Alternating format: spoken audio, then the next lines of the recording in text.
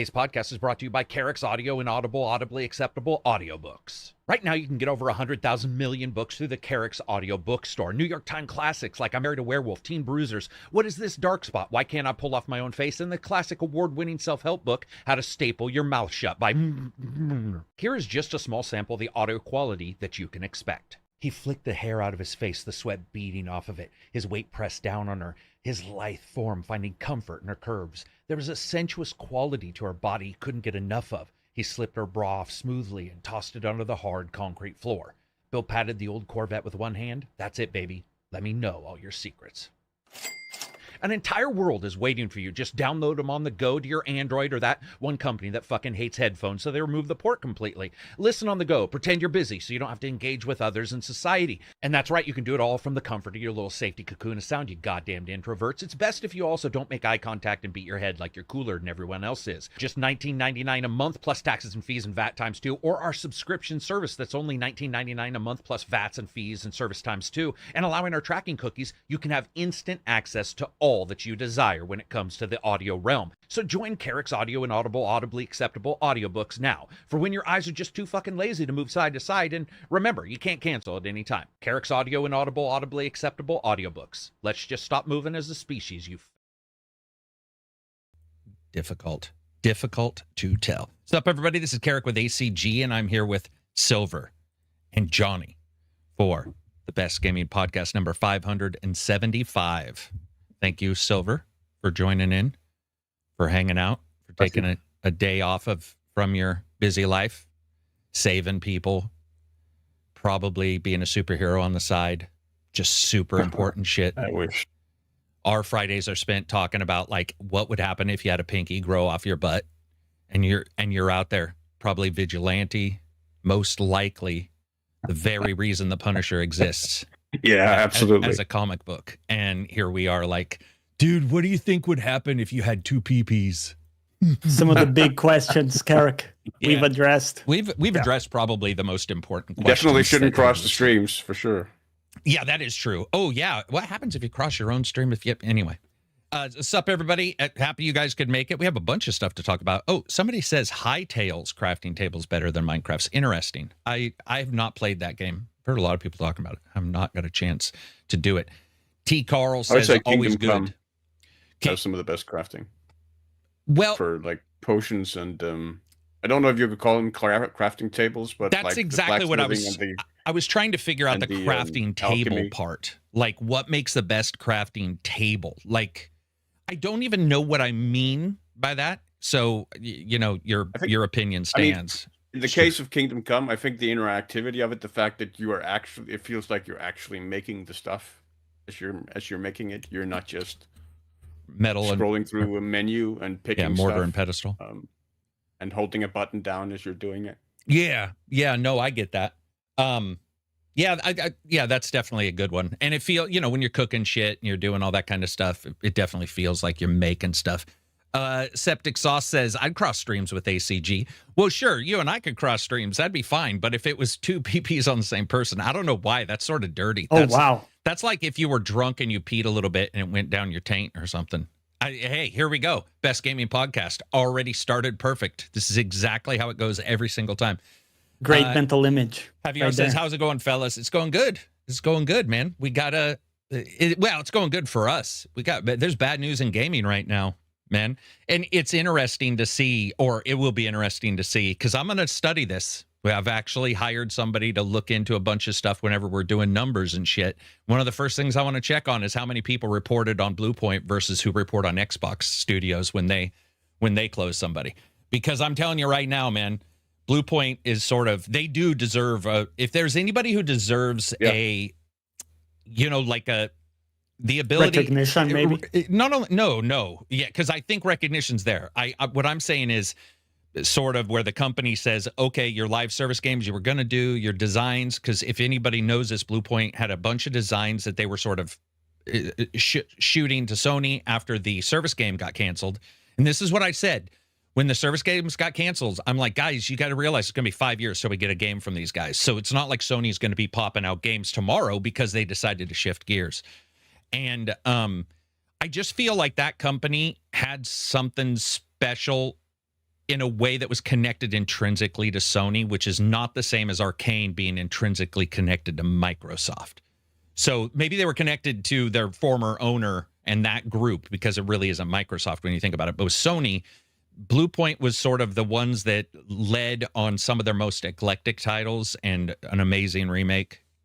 And I feel like with the amount of time and that you spend on developers and the amount of time and expertise they have, boy, if I were Tencent, and trust me, I wouldn't want to be Tencent. If I were Tencent, I'd jump off a fucking cliff, or I would go and drink some, water for air. But if I were Tencent, I'd look at Bluepoint. I would be like, because they got money to throw around. Juicy. Yeah, they got money to just toss. So, and you guys got to remember, Japan Productions or whatever who made Bloodborne, they're gone.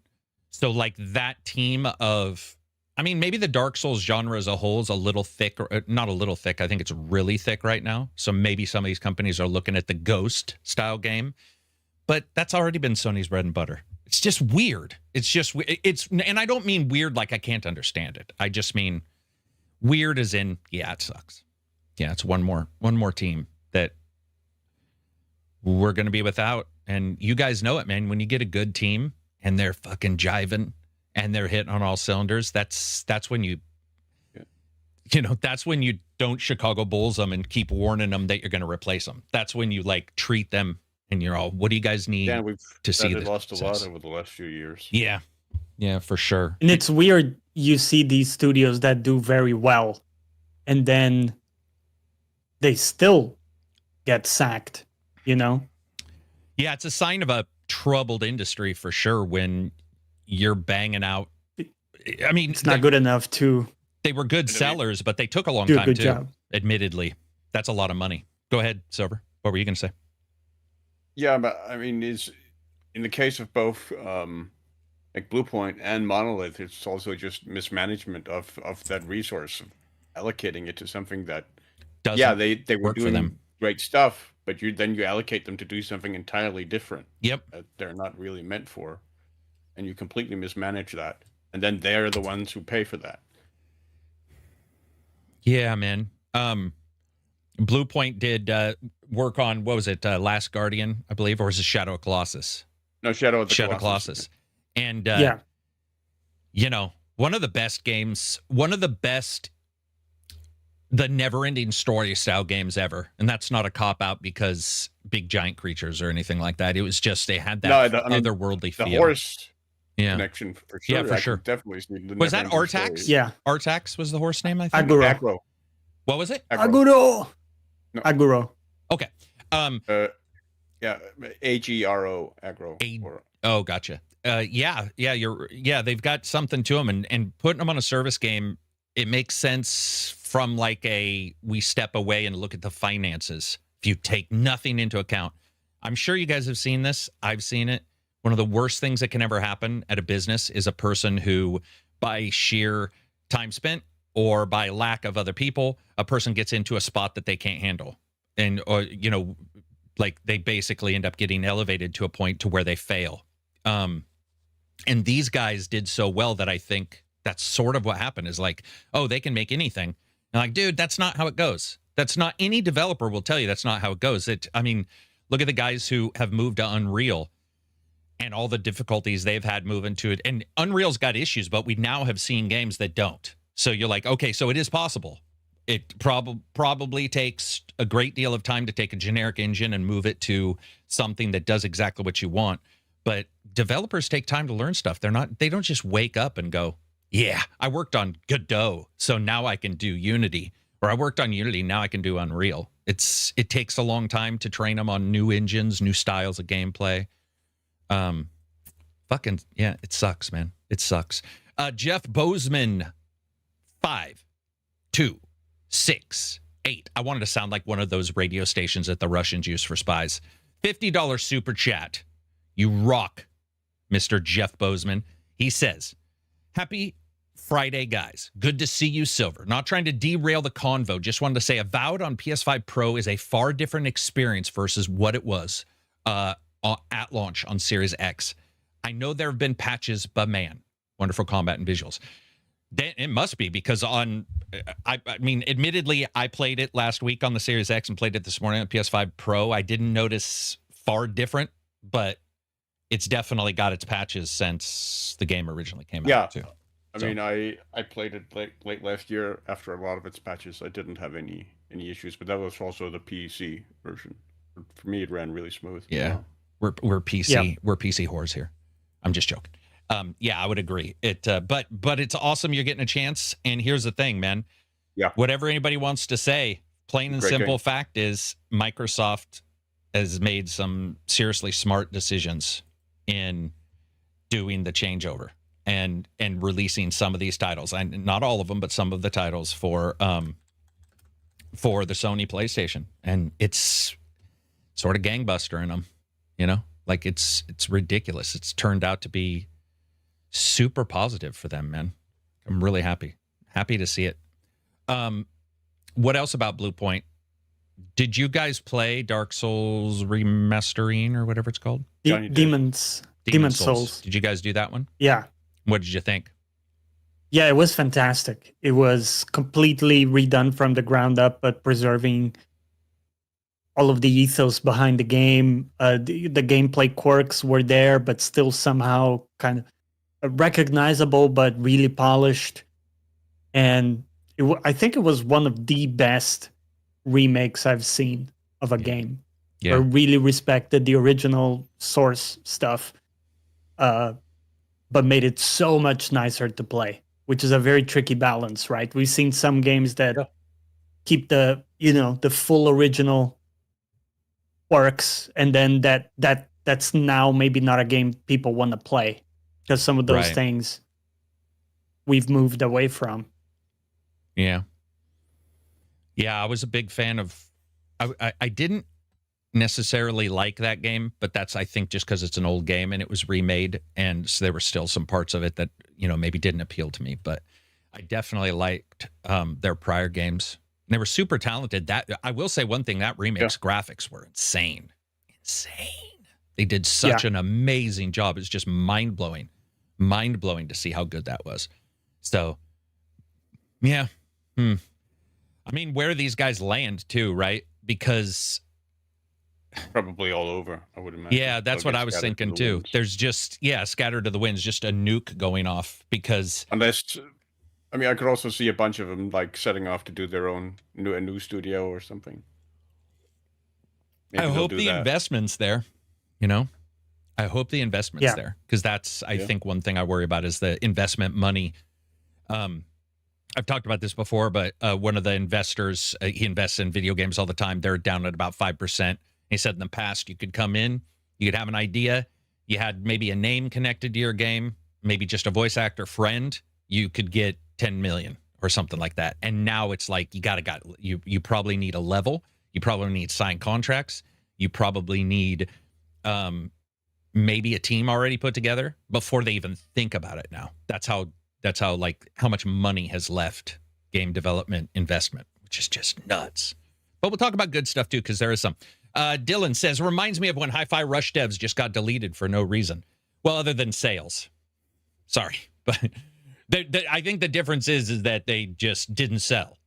I mean, or it took them years. And when you look at something like Bluepoint, they did. But I guess they did when they were releasing games. It's been a long time since they released one. So fair is fair, I guess. Sales is sales. Yeah, they got canceled with the service game. Yeah, we're working on the God of War service game that we're working on. Yeah. Sup, amigos? Good Friday and happy weekend to everyone here. I can't stick around, but wanted to say hi, Phil. Dude, just don't even do it. Don't even pretend you can't stick around. You're in Canada. Nothing important happens there. You're like the boring upstairs neighbor to America. I mean, come on. Let's be honest. You shouldn't go outside, in fact. I mean, you could die. You could die. You could die. It's either the web or somebody said the stream is down. Looks good to me. But you know what? because I'm recording, so if this dies, one of the things that did stun me was how many issues I was having with YouTube. And then yesterday, did you guys see the Cloudflare issues and the issues with Amazon and the issues with? Oh, really? Again? Yeah, there's a bunch. Amazon had the 2 big ones, and then they had another momentary one. Are we up? It looks like we are up. Yeah, it looks like we're up for us. John Pliskin, what's up, sir? He says only a matter of time before the Spider-Man games are on Xbox. Too much money. Okay, well, good. Pleasantly surprised by the exploration in Avowed. Christopher Rika says, yeah, I liked it actually. Yeah. Yeah, The traversal was surprisingly good. Yeah, Yep. traversal was surprisingly good. Overall control was good. Double weapons was fun. Running around was great. I just had a lot of bugs, and I'm going to tell you, man, going to sleep and having that cutscene play made me want to die inside every time. And little stuff like not being able to steal, not getting in trouble for stealing. I know that sounds dumb. Not dumb, and you are the envoy, but still. It did feel weird that like everybody seemed like they were just very leanly AI, unless they were enemies. And then you start to go, oh, no wonder you guys can't keep your fucking land safe. None of you do anything. Like you'd go to the guard section and you'd be in a fight and the guards would just sort of be like, sup, man, hope you're doing well out there, envoy. Like, when do you expect a diplomat to go out there and beat the shit out of people when you're a guard? Crazy that even with the new animations for certain things in Demon Souls Remake, they still preserve the timings of how the mechanics were executed, such as the backstabs. Yeah, that's true. Yeah, they did a good job. Very good job. Let's see. Been good for me. Oh, yeah. Yeah, it's probably just him. He probably is in Canada with Phil. Both of those guys. Internet's delivered by Mooseback in Canada. Yeah. Kangaroo back for Turum in Australia. And writing business. Yeah. Yeah. What else for Bluepoint? I would say I would have liked to have seen Bluepoint do something possibly, not a remake. If they wanted to do a Dark Souls style thing, it would have been nice for them to have some juice that wasn't. The live service thing is fine. Some live service games I like, but I would like to have seen them do. I don't know what it would be. I was thinking about the God of War remakes. I just thought, that could be in their wheelhouse. Yeah. Norb says, nah, I'm in the Netherlands. We power it with windmills. Dude, I've never seen a windmill up close. They look massive. Me neither. And they must be loud. Yeah. Like, you think so?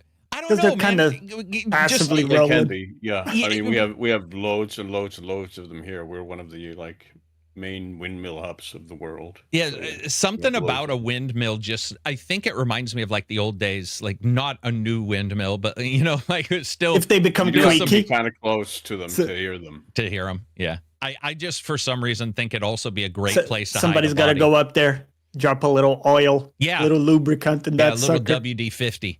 Souls Sleeper X for life. He says, gents, evening. Anybody played Mugenics? I'm somehow 21 hours deep in a week. It is pure cat cane. He says cocaine, but that was a missed opportunity. So it really was. Yeah, cat cane. I have it's good. turned it on. Sure. I think it fucking looks awesome. It seems like a great game. I just haven't got a chance to play it. I think you would like it. The only thing that's maybe missing is that you can't really name your cats. And the whole thing is designed around churning through cats. So rather than like in XCOM where you might have one recruit you really like and you try to keep them safe mission after mission, it's like the cats are instantly retired after one mission. Oh. So you can't take them on a second run. They can reproduce and pass on some of the genes, mutations and stuff, but the game really wants you to just kind of churn through new cats and items. Huh. That's interesting. You can't name them. It's a bit different. Are you sure you can't name them? You're 100% I'm sure. Huh. Yeah. Wow. I feel like if you can't name them, that's interesting. That seems like such an odd thing for a person who's covered what appears to be every base known to man in the game, that he would have forgotten that people, okay, so maybe is it possible that the names are connected to values? Have you noticed generic names like they're a seed value for a procedural generation? You know, do you get like a weird name, or are they pretty like tabby cat? Okay. No, not really. I would say the names are pretty random. Well, that's weird. Huh. Yeah, because he's on top of shit, so. Yeah, that is something I had to adjust to because I like that element in XCOM. But once you kind of accept that, take it on board, the game works really well. Dude, that one in the futuristic baby trading simulator game. I've been watching the hell out of Solar playing that game. And that is the dumbest, greatest game idea. Not AI coded. I'm sure somebody would think that, but basically what happens is you get to go to look at different planets. Each planet has a race and you can choose a baby from it. And then you're trying to basically put puts on it and shorts and trying to sell it when you either bet that this baby's life is going to go to shit as they age, or you bet that the baby's life is going to climb and they're going to do good things. And then random things can happen, like internet shutdown, so you can't see where the price is, and so you can lose money, that kind of stuff. And the craziest shit happens. I mean, crazy. Abducted by aliens, drink Drano, like this alien baby's running around, everything's fine, and then goes to a council meeting and somebody tries to assassinate them, and so their money goes down. All kinds of weird shit. And it is it's almost a clicker game, in all honesty. I mean, it's not, well, it's different sections, but the clicker part of it is trying to watch that stock price go up and down, deciding, do you want to sell or do you want to hold, or what you want to do. And you can make side bets against the baby, like this kind of thing will happen or that kind of thing will happen. It's weird shit, man. Somebody had to come up with that idea, guys. Can you imagine that? You're sitting up late at night and you're coming up with ideas. And if I said baby trading simulator, I would have thought humans, and I would have been like, that's distasteful to a lot of people. Adopted people, I have family members who are adopted, probably wouldn't do it. But aliens, sorry. There is no racism towards aliens till we meet them. That's my belief. I'm like, sorry, we haven't met them yet. So I'm going to treat them like crap. I love that idea. SBZ says, rip Bluepoint and the dream of a Bloodborne remake by them. Press F to pay respect. Yeah, I guess they would have been the only one after the Japan Productions or whatever company went away too. And we're stuck. We're stuck with no Bloodborne remake. Are we stuck? At some point, we got to move on, you know? Yeah. I mean, I'm still holding out for that fucking Combat or Joust remake, you know? Like, that's what it sounds like when people talk about Bloodborne now. I'm like, dude, seriously. Yeah, man, I want that Joust remake too. Come on, guys, move on. But yeah, I agree with you. I understand it's obviously way newer too. It sucks. Then the former XCOM dev, he split off, made a development unit to make a game that Silver and I were talking about it. Basically, it's like a mix of the Truman Show and Sims, or Truman Show and Inzoi, the Sim game. I got to admit, man, I was looking forward to it because I like those kind of games. And they also closed down. And they closed down in the midst of development with no warning. It was like everything was going fine. They showed some stuff, or talked about it at least. And in the morning, about an hour after this other news popped, they were like, yep, we're done. We're closing down completely. It's just like, what the fuck, man? And I don't know that way. I don't think anybody knows the story on that, but. So now they ran out of money in some way. Yeah, but I guess maybe in a way it's better to not tell everybody all your business. If you are a dev, you don't have to tell everybody, hey, we're not making cash, or we don't have the money right now, and instead just keep trying. And then I would also assume that we'll get more information this time. Yeah, I think so too. Over the coming days and weeks. I think so too.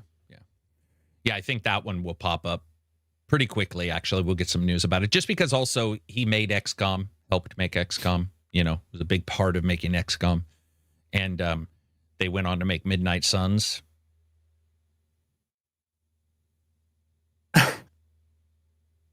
Yeah, that was years ago too. Yeah, it's fresh in my mind though. Just joking.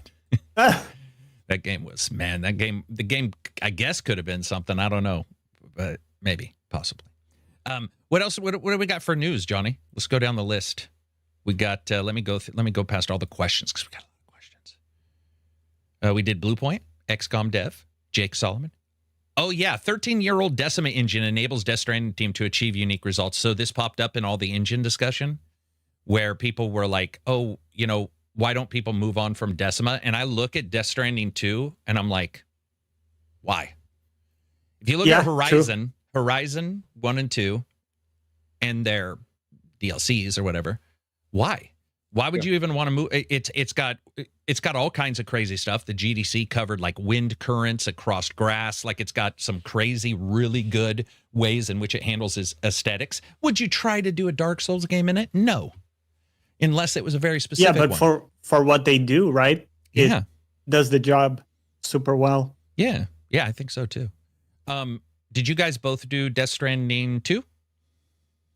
No, I will be doing it when it's out for PC this year. Oh, right.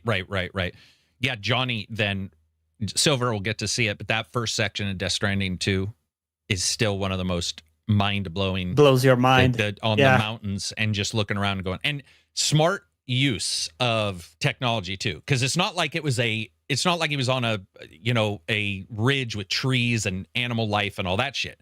It was a fairly barren area.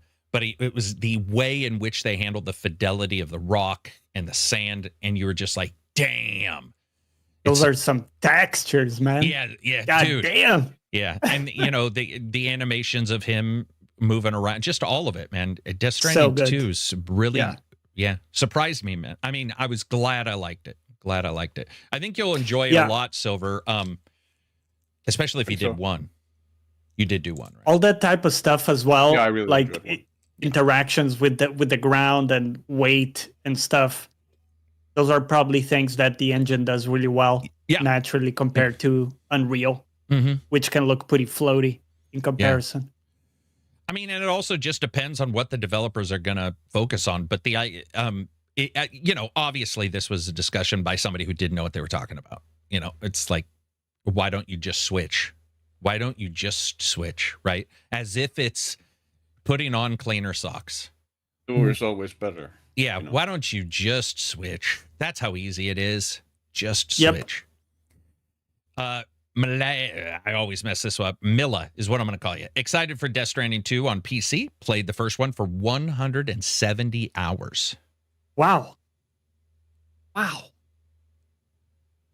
You must have rebuilt every road and every... I'm thinking right now, that's exactly what I'm sitting here going, man, he puts... I 100%ed the first Death Stranding. But did it take you 170? I don't think quite 170, but it definitely took well over 100. Okay. Admittedly. Does anybody know if anybody in chat, you can look this up, does anybody know if Death Stranding 2's average length is like longer than 1? I wonder if it is, because that would be interesting to see if its path to 100 is. I mean, who knows? Because everybody plays games differently. I think somebody was. This wasn't a part of the leaks of the video, which we'll talk about later for Requiem. But I think somebody posted the achievement, and there's an achievement in Requiem for like if you beat the game in 4 hours. And I was like, what? Wow. I'm sure it involves some kind of speed run thing, but. This is pretty crazy. Are you looking it up right now, Johnny? Because I'm actually interested. Yeah, the completionist time in How Long to Beat says 115 hours for the second one. Okay. And 111 for the first one. Very close then. Very close. Okay. Yeah. I've seen similar numbers for like main story and extras. A bit longer on the second one. A bit. I mean, the footage I saw on the PC looked great. What's it require for RAM, for VRAM, I wonder, on Death Stranding? I got to see a true VRAM issue, by the way. So Solar has a older card, it's 8 gigs, and it's about a gen lower than Neo is supposed to run, right? Now, we all know that doesn't mean much. You can, a lot of times, crank things down, crank resolution super low, so blah, blah. So he tries to play. This is one of the first times I've ever seen this.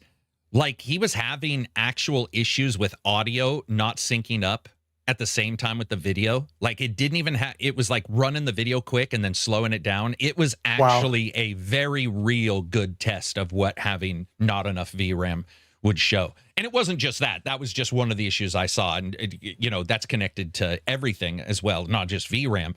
It's probably connected to some of his storage speed or the ability of the video card to do everything at the same time. But it was some crazy glitches. When you're hitting a bottleneck, just starts affecting all these. He was getting crazy glitches. What's Death Stranding 2 require for like for VRAM? PC? Yeah, if you can. I figure I'll just misuse Johnny today. Actually, it's easier if somebody else looks it up anyway, because I got 7 screens, and if I fuck anything up, we're going to be sitting here going like...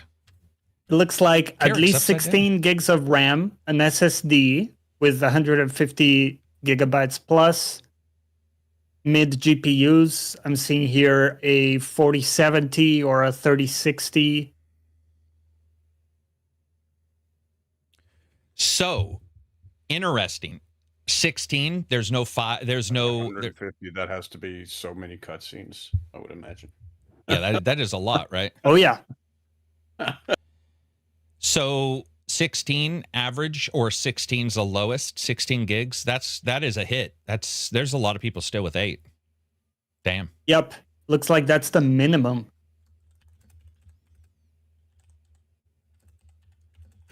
I'm just gonna put this. Yeah, in recommended is 32.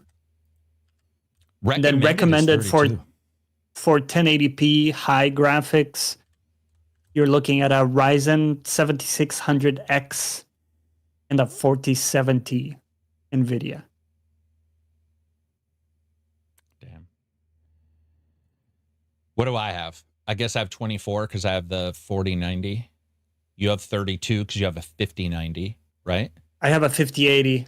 I think I have 24. 5080's got 24. Okay. So 24. Yeah, man. A lot of VRAM. What's up here on Biz? I had to underclock my GPU to make Neo 3 work. I had to underclock my GPU. I don't even know what that means. Oh, that's odd. Yeah. Yeah. Yeah, that's weird. Oh, unless it was driving it hard and he was seeing like glitches from having it like right at the absolute cusp. I have the power on the 4090 down to like 95 or 90%. You lose like 1 or 2 frames per second, but it gets rid of all the stuff. You can underclock them easy enough as well, undervolt them, whatever. Huh. Yeah, I'm excited for it. I'll probably play a little bit of Death Stranding 2. I don't know if I'll review that game. Yeah, again. tough game to jump in for a second time. It's asking a lot. It's asking a lot to jump back into a game like that. Yeah, that's a rough one. Then next up for a bit of news, Ubisoft CEO explains a 3-year plan to revamp the publisher. So basically went on to describe what we've seen, the cuts, the merging of the 5 houses like a Nintendo game. And then the 5 houses. Yeah. What's it called? Fire the Emblem. game? The 3 houses though. Right, we're saying 5 houses like the sequel. Close enough. And then and also stated they have 2 games for Far Cry, which I think makes sense because if you guys saw the Far Cry like leaks, which involves a weird time limit and the world resets after 24 hours, you're trying to save a family member who's kidnapped, all this weird stuff, and I was always thinking to myself, that doesn't feel like your typical Far Cry, which kudos on them, do whatever you want. But maybe when they say we have 2, maybe you've got your side joint and then your more, I guess you would call typical Far Cry game. Really wasn't a ton of detail other than just like, explaining the situation again to people, but a little bit of information there on Far Cry, which I was excited for. Brain Eclipse says, I'll get it eventually, but it's coming out when Crimson Desert comes out, and I'll wait. Oh, is it? Oh, is Death Stranding near Crimson Desert's release? I guess it must be. Probably. Yeah, we have a lot of big games. So with Far Cry, though, they said 2 very promising projects in development. Do you think like one is your regular single player Far Cry and maybe a second one is That's more what like I was saying when you were typing. Wildlands kind of? Yeah. Is that what you think? Yeah. I think the one will be the leaks that we've been seeing, and one will be something closer to what you and I have played in the past. Yeah. I believe. I don't know on that one. I did ask and did get some answers, but I don't really look at the leak stuff much unless it's like super interesting. That one's not interesting to me because I feel like Far Cry's a way off. I feel like with 6 in particular and them switching from Decima engine to the engine for Division 2, which is it's not Frostbite, but it's got snow in the name. Snow. Oh. Snowdrop, I believe, is Massive's engine. I could be wrong on that, but I love that engine. Yeah, both on March 19th. Oh, interesting. Both on the exact same day. Well, that doesn't bode well because I believe they were saying there was another Sony game that they did a port that sold terribly. I hope it does well because I think Snowdrop. Snowdrop. I was trying. Did I call it Snowdrop or did I call it Snowflake? I think we landed on Snowflake. Decima, I think. Yeah. But anyway, yeah, it'll be cool to see what they do. Dude, I like my generic Far Crys as long as they're fun to run around and, get attacked by an animal population that is obviously on roids and rabies. Then I enjoy the hell out of it. This is an enjoyable game. Co-op was fun in 5. I don't think I tried it in 6. Ain't no way I'm doing that in 6. Let's see. I rent VRAM. Oh, it must mean GeForce. For bit. Yeah, must mean GeForce. Smart. A lot of people going to GeForce. Also, I don't know if you saw this bit, but India, which is, obviously more than 5 people, India has their GeForce servers coming up, and they're getting a bunch of play. So it'd be interesting to see how GeForce handles. I mean, we won't be affected, but be interesting to see also just how many people jump to streaming with the VRAM issue and all that stuff. Like, do you stream in the mid? Do you save up? That's probably smart. Save up money, and then occasionally, if you want to play a game on a 4080 or 4090, you get a month worth of GeForce maybe because you own the game. And then later, once you get your better video card, it's going to be a while. You can play it. Yeah. Oh, yeah. Dude, did you see the handheld prices? Man, there's a couple of handhelds coming out in the 3K plus. 3K. Wow. I'm glad I got my handhelds early. Holy shit. The Legion Go, Legion Go 2 or something raised by in some places. Some places have it lower, but they aren't available. But I saw it going up by $400 or $600. And it's like, damn, those are right out of the suggested. That's crazy. But I suggest. They were awesome for what they delivered at their lowest price. They're not awesome for what they deliver at these prices, no matter what. Damn. Norb says, Mexico is a prime example of what they do when things are too expensive. They play PS2 for 20 years. Damn. I mean, you can if you want. If you were forced to have one classic console, and that was it, what would you guys choose? Let's say classic is PS. No, let's say before that. No, because that'll ruin it because people get mad. Yeah, let's say before that. So you got PlayStation 1 and prior. What's the console you would pick? You got SNES, Atari, Dreamcast, Sega Saturn, Sega CD, N64. And I'm condemned to having this one. Yeah, you're condemned to having that one classic console. It'll work forever, and you have every game. How about that? Oh, man. What do you guys choose? Maybe the SNES. Yeah, that's pretty high on my list. I think I might go. I have my favorite games on the Saturn, but there's not a lot of games. I mean, there's a lot of games, but not that many games on the Saturn. So Dreamcast was good. SNES had the most, though, when it came to third-party, first-party support. SNES is probably a good, except those controllers sucked. They were so painful. God, yeah. I forgot how painful they were. Genesis, I think we just quit gaming then. Mega Drive. That's it. Sega Genesis, yeah. Sega Genesis had some sweet games. I don't remember the total counts. By that point, I'd be playing some shit game anyway. If your goal was to just play every game on a console, God, that'd be rough. Some of those games, man, people got the blinders on. Like, all games were perfect back then. Fuck you, man. Played some shit games. SNES was great. A lot of Dreamcast answers. N64. There we go from Dom. PSX. Okay. Yep. Makes sense. 360. Wait. I said PS1 and prior. 360 is after, my friend. Sorry about that. N64. PS1. Dreamcast, I can burn games to a CD. Okay. No, to be honest, I would probably go for fair. the GameCube over the SNES, possibly. Why? Because I didn't write the rule that it can't do backwards compatible and play some other games, or because you actually like GameCube? No. Oh, because Star Wars. GameCube. Star Wars is on there. Remember, Rogue Squadron. Yeah, Star Wars, Resident Evil, Super Monkey Ball. Ooh, Super Monkey Wind Ball's Waker. classic. Didn't they also do Nights into Dreams? Didn't they do a port on? Did they do a port onto the GameCube? No, I think that was on the Switch, because that's one of my favorite Sega games. But they were Resident Evil 4. Resident Evil 4. Eternal Darkness. Did they do the Sonic games on that system? Was Sega already doing ports by that point? I'm not sure. There may have been Sonic games on that system, but I never played them if there were. Okay. They would have been the less popular Sonic. It's like 3D games, I think, probably then, if they were. Back in the day when the world would just draw in front of you.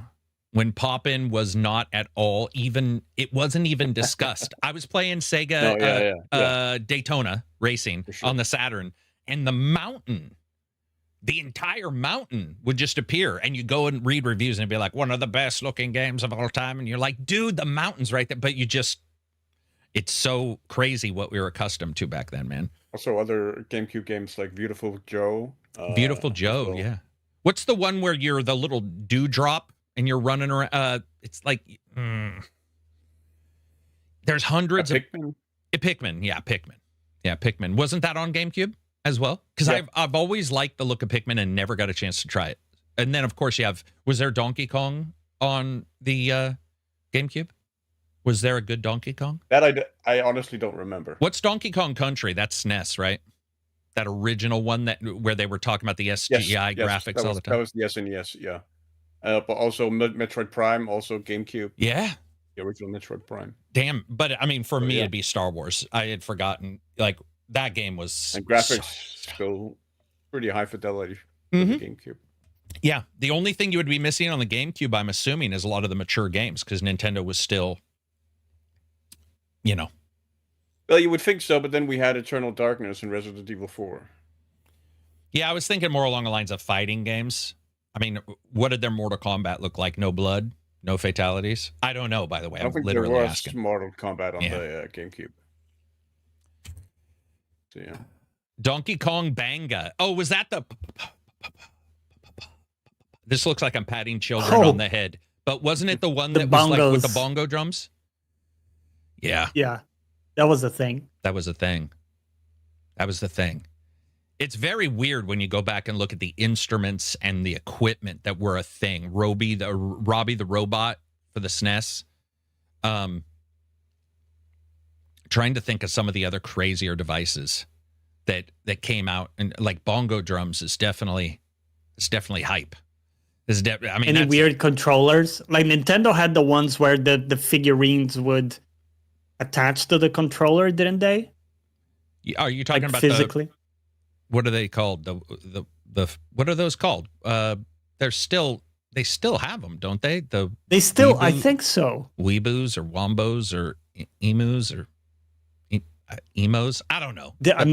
Amiibos. Dude, I don't know. I don't know. Power Glove. That was the one I was trying to think. Skies of Arcadia on GameCube was fantastic. Dude, Skies of Arcadia on a fucking Coleco would be awesome. Skies of Arcadia is one of the best games ever. The Cube Donkey Kong had plastic bongos. Bait and Katos as well. Dreamcast keyboard controller. Amiibo. Yeah. I was close with Emo. I mean, they both end with O. All right. Moving on from there. Let's discuss some more news. Oh, I knew this was going to happen. That mouse died. Can you read the next bit of news while I plug in a little battery power to this, give some power to my ride? Feed some speed to my ride? Okay, so we talked about the CEO three-year plan to revamp the publisher.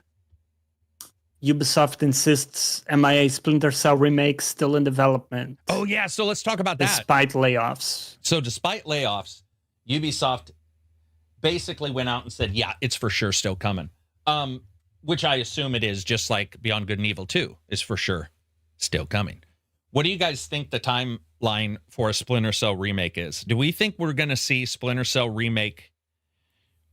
Do we expect to see a trailer in 2026 this year for Splinter Cell remake? No. Okay, no. Firm no. Firm no on Splinter Cell remake. All right. What about 2027? Splinter Cell, we just get a trailer. Hope so. All you hear is and Michael Ironside, I don't care what they say, is wheeled in to whatever recording area and does this. Do you guys think it's not Michael Ironside? I doubt it, since Me they're too. doing the remake. I would expect Ironside, because there's going to be a major backlash if it isn't. So they're shooting themselves in the foot if it isn't Michael Ironside. Yeah, For instance, they're doing I just wonder though, buddy, if Michael, I mean, Michael's had so many health issues and stuff. Like you know, I hope he can handle it. But I mean, he did appear in Barry. And he appeared in Justified for about 3 or 4 episodes. So. Oh, really? Mm-hmm. Huh. Yeah. I don't want to say when, but yeah. Yeah. So I would say I expect a trailer in 2027 and a release in 2028. They may use AI to replicate Ironside.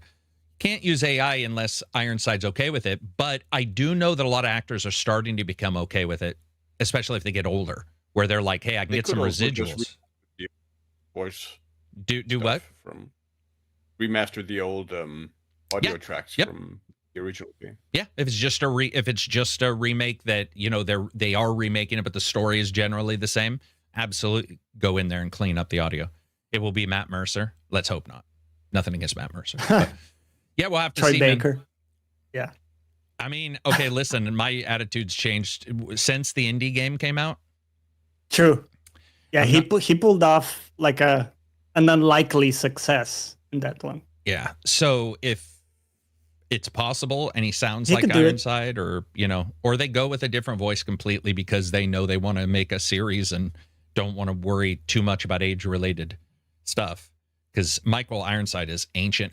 It was weird when they were like, yeah, we can't do it because we use motion cap for the character. And you're sitting there going, every game in the world is using. And by the way, you have voice actors all the time saying, or motion actors saying, I wish motion actors also got a credit, blah, blah, blah. It's like, yeah, exactly. Because it's a different person. You didn't need Michael Ironside to be doing a somersault or some splits. He's in his 70s as well. Yeah. So it's tough. He's not Wilford Brimley, but, you know, he's up there. Diabetes. He's also quite overweight. I think the same thing is he's fighting the exact same illness that Wilford Brimley was, where they both got really bad diabetes. I think he talked about it. So did MacGyver. So did the guy who played MacGyver. Richard Dean Anderson had a bunch of issues with that. A bunch of issues with blood sugar when he got older. Sorry, Johnny. What were you going to say? No, I was going to ask you guys, since you're kind of pessimistic on the time frame. Yeah. Is it because we haven't seen anything from the game itself? Like no trailer, no announcement? Yeah. And because it wasn't, there's been no shine on it. They've been, having issues with Division 3, and Division 2's been great, but they had the canceled game that they were going to do for Division and all that stuff, not related directly in company standpoint, but just in flux and when your release schedule is. Straight up, if they did a trailer tomorrow, I'll be the first one to be super happy about it. So, that's just my guess looking at their time frames. Splinter Cell with me and with Ubisoft is kind of like what I think Winds of Winter is for Game of Thrones fans or George Martin fans. I'm just into I don't think it's ever gonna, like, the resignation that if it gets there, it gets there. But for the remake, it's been so long now. Yeah, that well, not just but any type of Splinter Cell content, really. Yeah. Yeah, maybe. I don't have In the- that for this for some reason. Blacklist was 2013, which is now 13 years ago. Yeah. Yeah. 20 but- years ago for some of the original ones. I mean, that is all true, but 25 even. I mean, Ubisoft makes sure to consistently put it out there, and like, I don't know. I don't know. I mean, I don't see that as a title that they would just shine on. But yeah, you could be right. I don't know. But I would say shining it on. I think it is in development. But I mean, look what happened to Sands of Time. Yeah. Yeah, that's true. But in a sense, like dev teams evolve over time, and the longevity of the franchise is not tied to the health span of one singular person, like in the same way it is with George. Yeah, that's true too. I mean, I don't know. I don't know. I think that this 5 houses that they did makes sense. I don't like the splitting, and I'll still say that. You know, Silver and I talked about that. That's a weird one. I didn't like the splitting, but you know, he brought up some good points. So we'll just have to see. I'll just say this: I definitely hope for a Splinter Cell remake because it does seem fans want it. I will say also that the last 2 Splinter Cells did not sell well, so those fans who say they want it better put up their cash if it's good. I'm not saying if it's bad, because I don't believe in your job it's not a charity. Your job isn't to throw money at them for something 5 years down the road. I'm just saying if it's good, hopefully they buy it because Rabbids shows that can happen. Rabbids 1 sold great. Rabbids 2 came out and was better in every way, and Rabbids 1 was great and it didn't sell. So it's like we've seen that now a lot where there's been a lot of games that are great that just don't, for whatever reason, they're not selling, even though they are great games and fans even like them. But there's a lot of I'll get it later, I'll get it later kind of stuff that pops up in gaming too. And Mugenics, smaller games like that, they eat people's time and they say, I'll get it. And then by the time they come back, they're not interested in it anymore. It's more of a curiosity point. So, Ironside, this is Milla again. Ironside came out and said later that Ubisoft was kind of trying to avoid talking about his cancer at his request, so they came up with that excuse. That's good. That's good. Hey, all the power to him. If you don't want to talk about it like that, I think that, I think that if it's somebody's personal stuff, I don't know why the world thinks they need to, or that they're owed the information. So if that's what it was, nice of him to pop back out and say it. He didn't need to, but hopefully he continues to fight that shit off.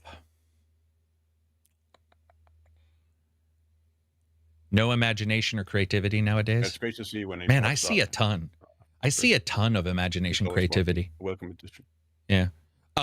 Like yesterday we were looking at the whatever that is, the Life and Times, the platformer, the 2D platformer I was talking about yesterday in chat. It's one of the most imaginative games ever. Or at least it caught me visually.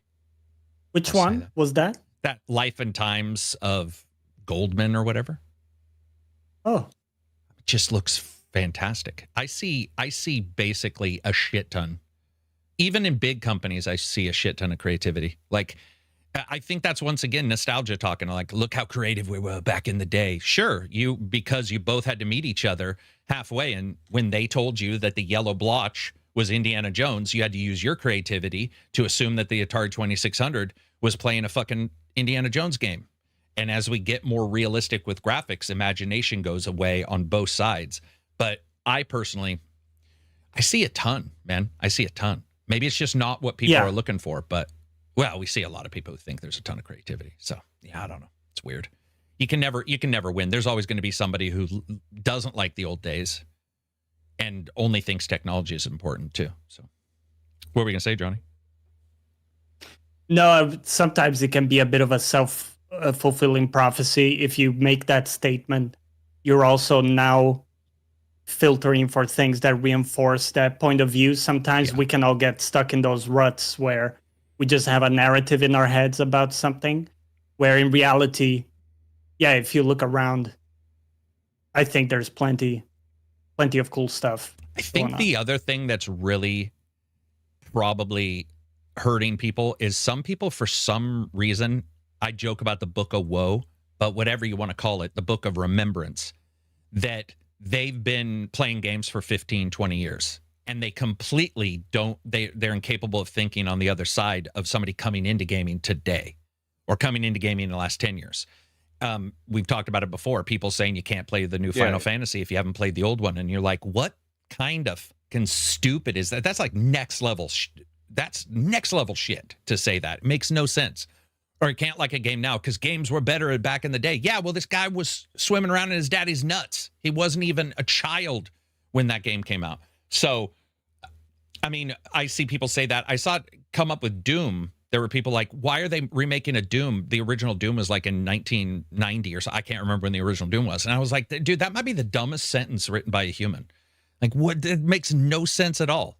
It doesn't even, you just pretend that any new person, you know, it's like maybe you should step away from games for a while. I guess that's the other thing, too. I wanted to bring this up. Do you guys think that it's possible that one of the reasons why we might be slightly stymied is because we have the same controllers going this far forward, this long? The input device has not changed.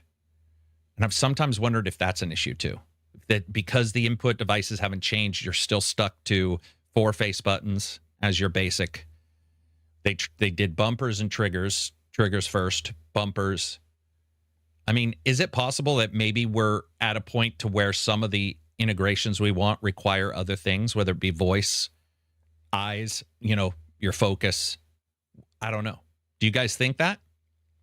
I mean, I feel like no matter what, if you agree with it, we still have to look at it as one defining factor of games, that they're all played through a keyboard and mouse or a gamepad. Steering wheel, I guess. Yeah, I still don't think we're capped by that. Similar to how, you know, some people say with music, like you only have so many combinations of chords or whatever. And now we've seen it all. And now we're limited by that. I don't think we're there because again, if you look, you continue to find cool, exciting stuff. But on the opposite of that, when you have Edward Sheeran showing that you can play every song with the same chord, I guess it goes both ways. But I agree with you for sure. We've heard that for music since the day you and I probably started making music. But that doesn't mean that new exciting instruments, or in the case of games like peripherals, that could definitely spark some creativity. Yeah. Yeah, I don't know. Voice tried, right? They tried with voice and they tried with Kinect. Kinect was a gangbuster originally, and then, you know, you don't want to saddle a system with that as a pack-in. That was a bad idea. But now cameras are everywhere, too. I wonder how people would... Dude, remember... I don't know if you guys remember this. I do, though. When the original Xbox came out, people were already worried about privacy with the Kinect. They were like, what if it's filming me while I walk with my bath towel in my living room? I'm like, I don't know. Don't fucking walk around, you know, naked in your living room. I'm just joking. You can do what you want. I've seen... Oh, go ahead. I do understand some of the criticism with the remake stuff where there is I mean, yeah, there are new people coming in, but it's not like they can't play. Like, the older games are still there, just like older classical Hollywood films are still there. That they can go back to and play those if they want to revisit them, or if they want to try them out for the first time. So I think part of the criticism is probably similar to like the obsession with remaking old movies.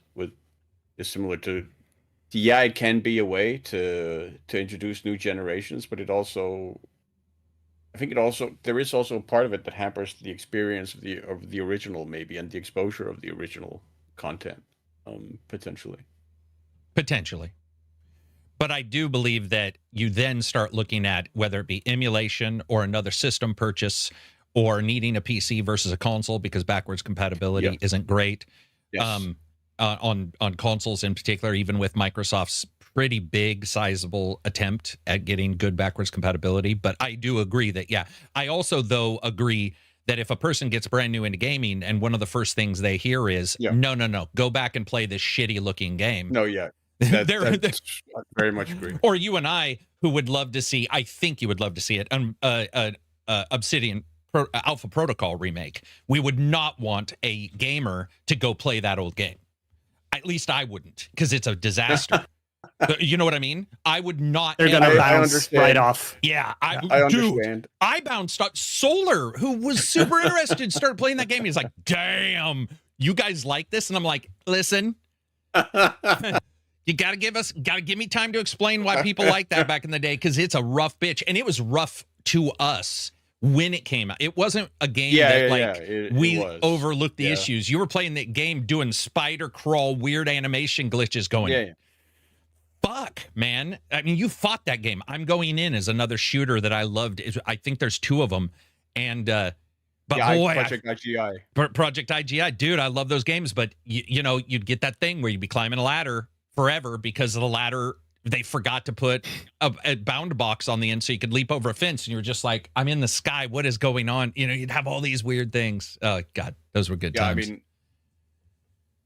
I always think of the game Hidden and Dangerous, which was kind of Rainbow Six. Yeah, Hidden and Dangerous was fun, but glitchy. And the first Hidden and Dangerous game was one of the buggiest games ever made. Yeah. Bar none. It was literally broken in places. Like it's like 25 years old now or so. But like that game was unbelievably buggy. Like broke all the time and had like you would die in the weirdest ways sometimes, just randomly on the levels and everything. Like it was like Death to Spies level jank. Or what was that? Hell, Right into Hell. Do you remember that one? The motorbike one that like was considered one of the most janky games that one of all I time? never had the pleasure of playing. There's no I pleasure. Can't really speak to that one, dude. It's really bad when a person who worked on it DMs you and says, "Don't review this, dude. It's a disaster. Like I'm working on this. Don't play it." Drake of the 99 Dragons on the Genesis was brilliant in spite, and you played it in spite of all its technical issues. Yeah, there's the occasional game you do. Where I would adore a remake. Yeah. A modern remake. Yeah, for sure. Sure. Left Control Gaming says, my son says no to the older games I have. Yeah, I think that's pretty normal. Servant Berserker says, but companies hate emulators, Silver. Nintendo does. Yeah. Nintendo went after a bunch of people. But you also, I mean, you do also have GOG, right? Good Old Games for the PC. Yeah, if you have a Windows device where it's compatible with the old version, yeah, you can play it on. Yeah. At least have a good return policy. They did just make Unreal Tournament 2004 free. I saw that. Definitely. Yeah. I mean, it's a lesser copy. You know, it's a copy of a copy of a copy. It's not as good as the original Unreal, but whatever. For me, I think it's the best of the series. Well, I mean, it's okay to be wrong. Dude, I don't know how you could think that. Like you offers wound the most game modes. You wound me. It's you have space battles with space fighters and going on to the space station in the assault mode. You wound me, man. It's pretty amazing. Radioactive Toast says there's so many old games where the camera is just absolutely terrible in an otherwise great game. Remakes are needed just for that. True, but I'm going to tell you right now, there are games right now where the camera is absolutely shit. A camera that ain't great would be the original Ghost. Another one is Neo 3. Neo 3's camera is not absolutely terrible, but when you get in a boss battle and they decide every boss battle needs to happen inside of some fucking temple somewhere. You had that problem too. Yeah. Cameras can be rough. Yeah. Oh, dude, yeah. Warhammer Rogue Trader. Wow. For a CRPG turn-based game, to have it be so bad that it was... Bro. They didn't do the transparency from Divinity? And I don't know if they fixed it, but it was so bad, you would just be like, I think I'm moving over here. It was so bad. It was, and you're sitting there going, dude, what kind of game, has this setup where you're in these, Gothic mausoleums, space mausoleums with their space Templars and their, dead gods and all this great imagery. And then you see the black back untextured end of a building because the camera just refuses to assist you in any way. It was a mess. It was a mess. And I can't speak for it now. I can just say at the time it was a mess. It was bad. Nintendo hates emulators so much they stole one for their own paid service. Yeah. Good on them. I'm just joking. I just piss people off. Yeah, that was a weird one.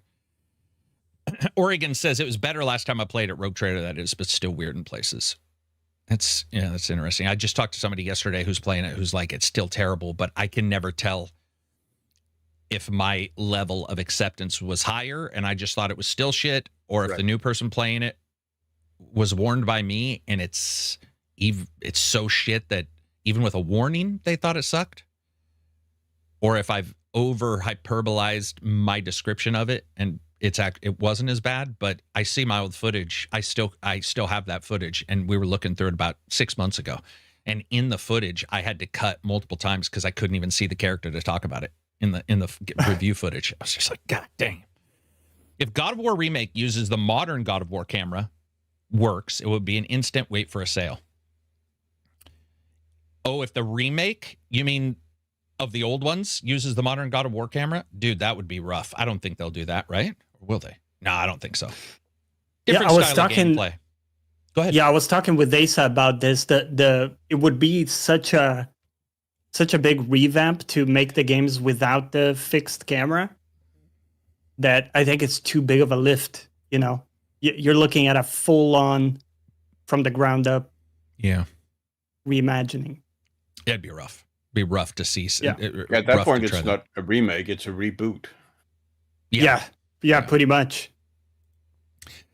And then Capcom came out and warned everybody about leaks. Looks like people got the game early, I guess, off the street. They got them street copies, and must be the full game. So, you got the street copies. We're saying watch out for spoilers, that kind of stuff. Doesn't bother me. You know, spoilers don't as a whole, but I clicked on something and it said one thing, or the thumbnail spoils a game, man, I'd be so pissed. I would be pissed for others, is what I mean. Like, I think that's absolutely bad in all ways. You're just being a human shit. So hopefully we don't see a bunch of that, but be warned. Supposedly there is some copy out there, and people are leaking story elements and stuff like that. So I don't even know how you go about it. You almost have to have an AI look at your searches before it shows them to you and says, I've found 5 things that appear to be spoilers, you know, in this thumbnail. I'm removing it. Do you want to add it back? You know, and that's ignoring the fact that Square spoils everything in their trailers. Square many times has put spoilers. I still remember the Final Fantasy 16 trailer. Yeah, 16. Where people were mad. You know, they literally showed the kid with the blood of his father on his face, like smeared all over his face in like part of the trailer. Did you just spoil that for people by saying the spoiler that the company showed? No, you can't put that on me. They spoiled it in the trailer first. Nah, it's been that's a while not anyway. on me. 16. Well, it's sort of on you, but it's been 16, right? That was 2 years. Yeah, right? 2 years since that came out. All right. Can you imagine the Colossus of Rhodes fight in the modern God of War camera style? Yeah, no, that would suck. People suck for purposely spoiling things. Yeah. I am the people that were mad. I don't know what that means. Uh-oh. Meta spoiling. Johnny's getting called out for meta spoiling. Come on, guys. No, if it's in the trailer, it's fair game. You did I remember fielding a bunch of comments one other time we were talking. Do they show the context of? Oh, sorry. I just want to say there was another one. Was it Expedition 33 where you were talking? Oh no! And you just blatantly said. And I was like, we're going to make sure not to spoil. And less than like 5 seconds later, you're like, yeah. So anyway, I know it was Expedition 33. It was a certain thing that happens. And you're like, yeah. And because we were vague. No, because you thought you were vague, but secondarily, what you said was for sure. It was the whole plot. It's awesome. Sorry, Silver. What you saying? I'm just asking Johnny if the context of the blood was in the trailer, or if it was just a bloody face. Was the context that it was the blood of his father in the trailer? Well, we just say we saw who the blood was coming from. There we go. In the Okay, trailer. there we go. Yeah, there we go. Is that good? Okay. That's good. I'll That's get better at it. Yeah. Oh, man. It's hard though. It's hard though, because you might be like talking about a voice actor and you're like, yeah, they're Yeah. only in a quarter of the game. And I mean, everybody's like, at some point, you do also just need to be able to discuss things. yeah, Yeah. absolutely. That's my personal belief has always been that I'm gonna get spoiled at some point. So I just need to be prepared to like the game for whatever it is. And But dude, I've noticed a lot of reviewers full on spoil the entire plot in their review. I don't want to like name anybody, but like some prominent independent reviewers, they will go into, oh, the story, but I'm actually telling you the story, like the story beats that will happen in the game. ouch, that's rough. And that can't do that. Yeah, that's crazy. That's crazy. Lately I've just been putting, like, if I can, some text at the start and it says, for like Neo, tried to keep it spoiler free, showed a couple bosses. If there's 40 bosses and I show 10, that's too many.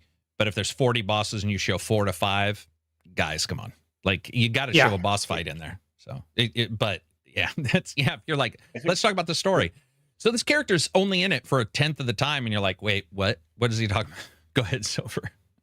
I think for me, I've been fortunate in that from a very early age, I read a lot of classical literature. And going into that, I often knew the endings beforehand. You know how Hamlet ends. You know how the Three Musketeers ends by cultural osmosis, either watching movies or hearing it, like in the cultural canon or whatever. So I stopped caring about spoilers from a very, very early age because I already knew the ending of a lot of the stuff I was reading. So it's never really been much of an issue for me in that way, fortunately. I just sort of like to see how they put something together. So weirdly enough, I like watching like Memento or something where I like to watch it, knowing. Yeah, exactly. How do they get there? How do they get there? Yeah. the There's pieces something together about to that get that's there? fascinated me since I was a little kid. And so being told early just never really became a thing for me. But I definitely get that it is for others. Yeah, same. Only they should do with God of War remake is add some of the content they ran out of time for, like having Gaia more involved with the Zeus fight in 3. Tresse brothers say, like in Game of Thrones, win, ... Come on, guys. Now you're just taking the piss. Now you're just... Yeah, this character's only in there for a little bit. Admittedly, I didn't get to the Game of Thrones episode when... what's his name? The guy who plays the Mandalorian. Pedro Pascal. Yeah, I didn't get to, I didn't know he died, and they showed it in the thing. And by the way, I was not mad at all, but I saw it in Game of Thrones and saw him just get gutter sniped in that episode, and I was like, oh damn, okay, he dies. Well, I guess I better rewire. If I like him a lot, I better rewire my expectations that he's not going to be in it after this episode unless he comes back as a fucking ghost. Which, hey, that happens too. That specifically happens in Game of Thrones in the books. Yeah, I wouldn't put it past George. I mean, the only thing I'd put past George is writing a sequel.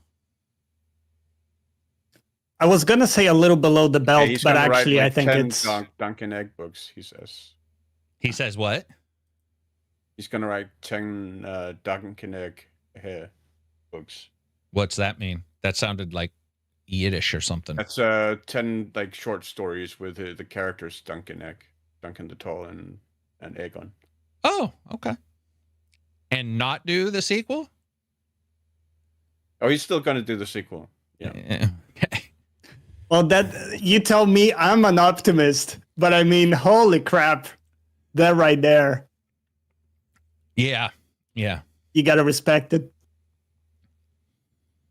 The spoiler talk is actually too much now. Gotta bounce. Hey, man. Yeah, you gotta deal with shit if it's 10 years old. Bye-bye. Let's see. What else do we got for news? Did I miss anything on the major news? I hate to tell you, but Captain Ahab dies in Moby Dick. Great. I was gonna rewatch that. Yeah, I know. And I didn't remember. So sad. What else we got? Let's see. For news, We had Damn, I didn't rank those. Tencent being behind Highguard. That was kind of comical. So that is weird. So basically, Highguard was shown at the Summer Games Awards. Summer Games Awards. They all men together. Was shown at the Game Awards. Yeah. Then the rumor came out that they paid a bunch. Then the rumor came out that they paid nothing. And it was just because Jeff decided they didn't need to pay, though now other devs have stated that they would have loved that spot and they were prepared to pay because it's the last video that's shown at the Game Awards. And then now in the last week, news came out. I think it was Steven Totillo came out and stated that Tencent was the one who invested in that company and made the game. Well, gave the developers make the game.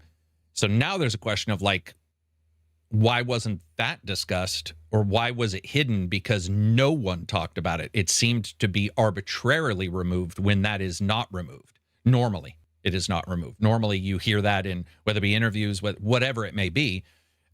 Was it just that nobody asked, or was it some kind of attempt? I don't think an attempted hide made sense in this day and age.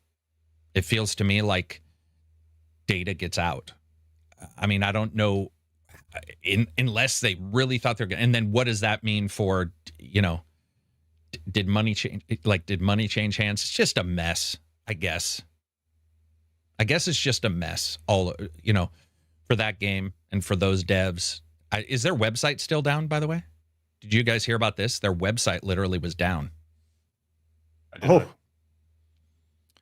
Yeah, so, which indicates, maybe that means nothing, Maybe it means that they're done. I don't know. Well, it's back up now, so. Well, there you go. Okay, so yeah, that's good. Bane says, I didn't even know Highguard was out until news of the layoffs.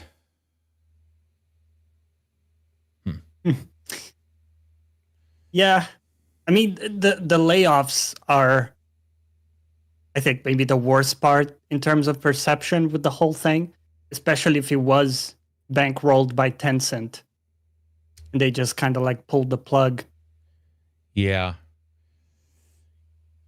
Yeah, I guess the discussion goes to that too, right? Because Tencent is such a massive company and usually very, very, very open about everything that they are making or publishing or investing in.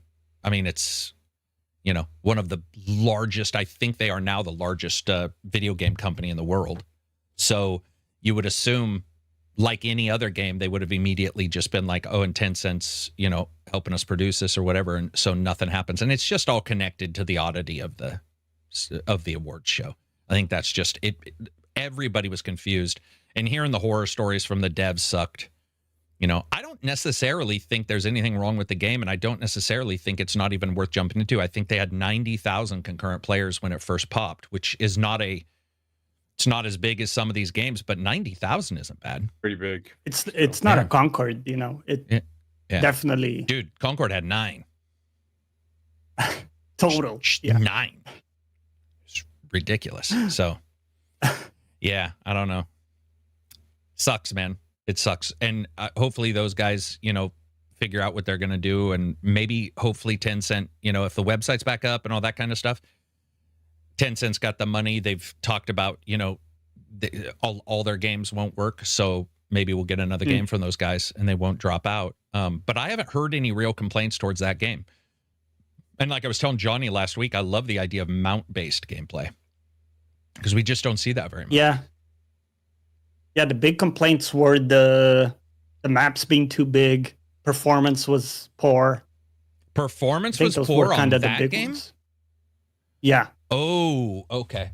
And that was a big one, right? Because they wanted to be sort of a competitive game. Yeah. And it didn't look like a game where performance would be any kind of issue. Yeah, exactly. Wow. Okay, I haven't heard anything about the performance stuff. Admittedly, I haven't followed it super close other than some of the financials and shit. But Rogerio says, Concord players, there are a couple of us. A couple. Yeah, 2. A true couple. Yeah. You and your girlfriend. Well, go ahead. You're a good man, Rogerio. The optimist. Yeah. Right there with the Anthem players when it closed out. Oh, yeah, for sure. What were you going to say, Johnny? I'm going to grab a pop while you're talking. Did you forget? I temporarily forgotten. Okay, so we're talking Concord and High Guard.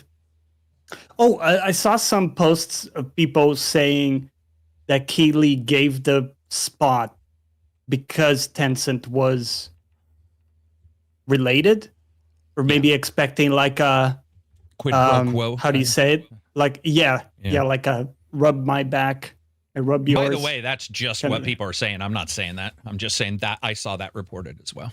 But I don't think that's fair. People have reported stuff. Well, not reported stuff. I mean, said, you know, we all get stuff that is unfairly said. That's why I said it's all connected, and it just started bad and it's ending bad, if that makes sense. Yeah. So, yeah. I don't know about you guys, but whatever flaws you can put on Jeff, I think he's pretty genuine when he says like he played that game and he thought, you know, that showed promise, or he was excited, and that's why he gave the spot. Maybe I'm just very naive here, but I didn't. Out of everything I'm seeing, I don't think he had like nefarious or like some agenda behind giving this the spot. I do not think it helps gaming to have the person who's in charge of $500,000 30-second spots deciding arbitrarily that they played a game randomly and decided that one doesn't have to pay. That is going to cause developers to aim at that. It will. It's what we talked about 2 months ago, where I was saying I do not like it. It's way too filtered. People are already stating, well, will Jeff like it? That is ridiculous. That is not what you want to happen. If there's a council to decide, then that council should decide. And if they want to have a free game at the end, like clear parameters, clear parameters. So yeah, the developers know where they stand. Yeah. And here's why.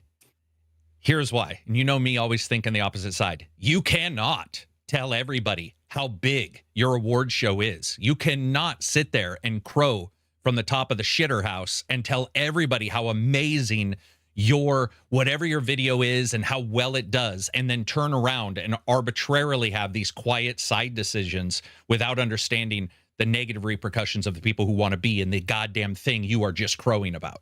That doesn't work. And that is really, it the leads ramifications of your platform. It leads to the chances of either real or assumed. I'll use the term, and I don't mean this term. I don't even want to use the term. It leads to the idea that there's some kind of, maybe not fraud, but some, you know, something very underhanded going on, and you do not want that. And we don't want it, especially when you say we want to be as big as movies. We're past movies. That's why I think Game Awards is sort of fucked up. They're trying to beat an awards show that's less than them. They're trying to go, it would be like becoming a champion and not wanting to be better. You instead choose number 9, who just barely can punch. And you're like, yeah, we need to be as good as, let's take their training and start doing their shit. And you're like, dude, what are you doing? That person needs to get to you. You're past them now.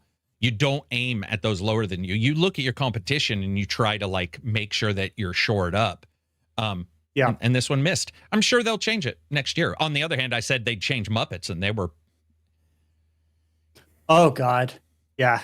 And if there's any company, listen, how many Muppet shows could have been removed if you charged Tencent what you should have charged them. I would have charged Tencent $50 million. I would have been like, yeah, we'll show your thing. I don't want Muppets in the show, so you pay me $50 million. You can have your last goddamn video. You're the company that's got the money anyway. So $50 million, and we'll remove the Muppets, and we'll abide your Muppet slander. Hate the Muppets. I like the Muppets. Dude, it's so weird. And by the way, the Muppets are not intrinsically connected to gaming in the way that I think. No, you know, not at all. He thinks. Like for some reason, it could be. There's 1,000 other things it could be where it would make more sense. Yeah, but anyway, we'll have to see what happens. It is what it is. I think ultimately they need a better system for how like games are being selected and put into those spots, right? Like you said, something that doesn't rely on the one person, so it doesn't become the let's please Jeff show. Yeah, I don't like that, man. I don't like. There's, you know, I guess that's the difference between an Oscars or whatever, where the host is not in charge. You know. All Yep. of that done is separate, Yeah. and then the host comes out, and you can separate it. So we'll just have to see. Like I said, shit changed each year. It changes a little bit. Here's the thing, though: charge them $50 million, cut out the Muppets, and guess what? Announce some of your goddamn premiere title awards in the show, which is called an award show for a reason. So put those awards in, remove the Muppets. You could still have the Muppets show up once, and maybe you kill them, right? That'd be fun. You slice their heads off, and you're like, you guys thought the Muppets were going to show up, and Jeff just karate chops a Muppet's head off. Miss Piggy's head flies away, and they're like, we're just joking. Best racer is. Because You got they some bottled anger towards the I got some Muppets. bottled anger. Yeah, because it's a Game Awards show, and the fucking some of the major titles were announced in commercial style breaks, or Yeah. where somebody's like, and the best racing game. By the way, they won this prize. Yeah. Let them come up. And then that way, Yeah. you're always going to have people going long on speeches, though. You can't fix the speech thing. It's never been fixed. It's never been fixed in any award show. You would have to have people literally run forward and tackle the person, because every award show I've ever watched, whether maybe one year it's on time, but most of the time there's somebody who goes long on an award, Yeah, that's a tough one. Mhm. That is really a tough one. Yeah, it's 5 years To of their control. life, 6 years, 10 years of their life. And Yeah. People get emotional. They lose their train of thought. They, Yeah. they make a spontaneous joke. There are a lot They of make people to thank. they make a spontaneous joke, and the other developers get, ball hurt by it. They talk about Or like the realistic stuff. COD comment. Yeah. But yeah. Noticed how there were no Muppets making fun of Jeff last year? They roasted him so hard the one prior. Did they? I think they did make fun of Jeff, but I may be wrong. I just instantly forget anything related to the Muppets. I think there were some digs at Jeff in the song Miss Piggy's and Wolf did. Nobody watches any award show for the actual awards, though. Dude, what? What? That is a sentence somebody wrote. That's an interesting thought. I don't know of anybody who watches it for anything other than the awards. I mean, you obviously Well, want some to see people a trailer. are more. but- Some people are more into the trailers, but yeah, but that would be a stupid it's an person. integral part of the whole. An idiot the would whole watch a 2-hour thing for the trailers versus just going to YouTube and getting all the trailers in a row on a YouTube video. Yeah. Like, you'd have to be a really dumb person to be like, I'm going to sit through the Muppets and a musical score when I could wait 2 hours and watch the whole thing. And if they say, oh, I don't have the time to wait, or I don't want to wait, well, you're still a part of that. That is definitely a dumb person. Like, they're dumb. Sorry, but they're dumb. Come on.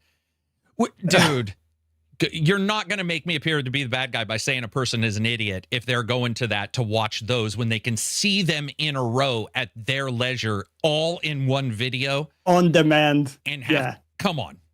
Meet me halfway, dumb, right? Well, Yeah. I didn't say It's like the idiotic. people who watch the Oscars just for the dance numbers. Variety bits. No, the or variety the bits, like the comedy bits, from Ricky Gervais or whatever. This is Kel. He says, I watched the Grammys this year to see if EJAE won anything. Was that like a techno dance singer? EJAE. You're making me feel old. I don't know who that is. Wait a minute.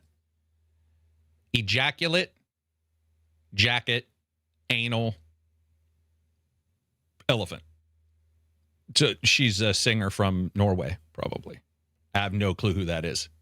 But I feel like I hit it probably. perfectly. I feel like that is probably the name for sure. Spot on. Yeah. Ejaculate, jacket, anal, elephant. I just wait and watch a YouTuber break down the highlights for me. But you don't even have to get a YouTuber. I mean, you can just watch the trailers. Previews. I watched the Grammys this year. I don't even think I saw the Grammys this year. I don't even think I saw anything. Now that I think about it. For any of the award shows, I think the only one I watched was Game Awards. For the fucking awards, because it's called the Game Awards. The old Muppet spotted Hideo Kojima, said he was Jeff's good friend. The other asked if Hideo knew that he was Jeff's best friend. Oh, I see. Okay. That's not really... Dude, if the Muppets are going to come out, don't you guys think the Muppets should come out and do a true roast? Like, I think that would be the best. If the Muppets come out and they're just dropping the F-bombs. And they're like, Jeff, fuck off Hey, Jeff, I've got a game for you. Do you think you'll like it? Put it at the end of the show, Jeff. That would be awesome. That would be hard. Go hardcore. Go hardcore like they did with, what's his name? The guy who can't tackle. Worth a shit. Dead body tackler. Brady. Just go in there and just absolutely slam the hell out of him. Wait, Brady can't tackle? Well, he was a quarterback. He wasn't supposed to. But if you ever saw him throw an interception and then try to throw his dead 1 mile per hour body in front. It was awesome, man. It was that guy's movement speed was like, dexterity 1 point out of 10 in a D&D character. Like, it's pretty bad. Let's see. What else do we got for that? Nothing. Let's move on to the next. What else do we got?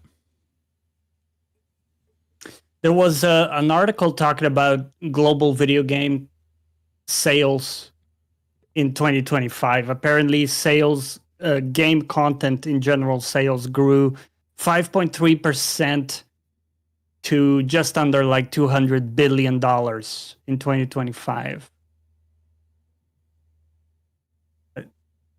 Goes on to say layoffs continued to affect the industry, with over 9,000 people losing their jobs last year. Also, Call of Duty 7 is January's best-selling game. This is the second month in a row as well. Whoa. Yeah. Which surprised me, because you don't hear a lot of people talking about this Call of Duty much. But yeah, they're too busy just enjoying Call of Duty. Yeah. Yeah, that is probably a little bit true. Maybe people just aren't. Yeah, they're off there playing it. I don't know. I haven't returned to it. I did like the end game multiplayer thing. I thought that was good.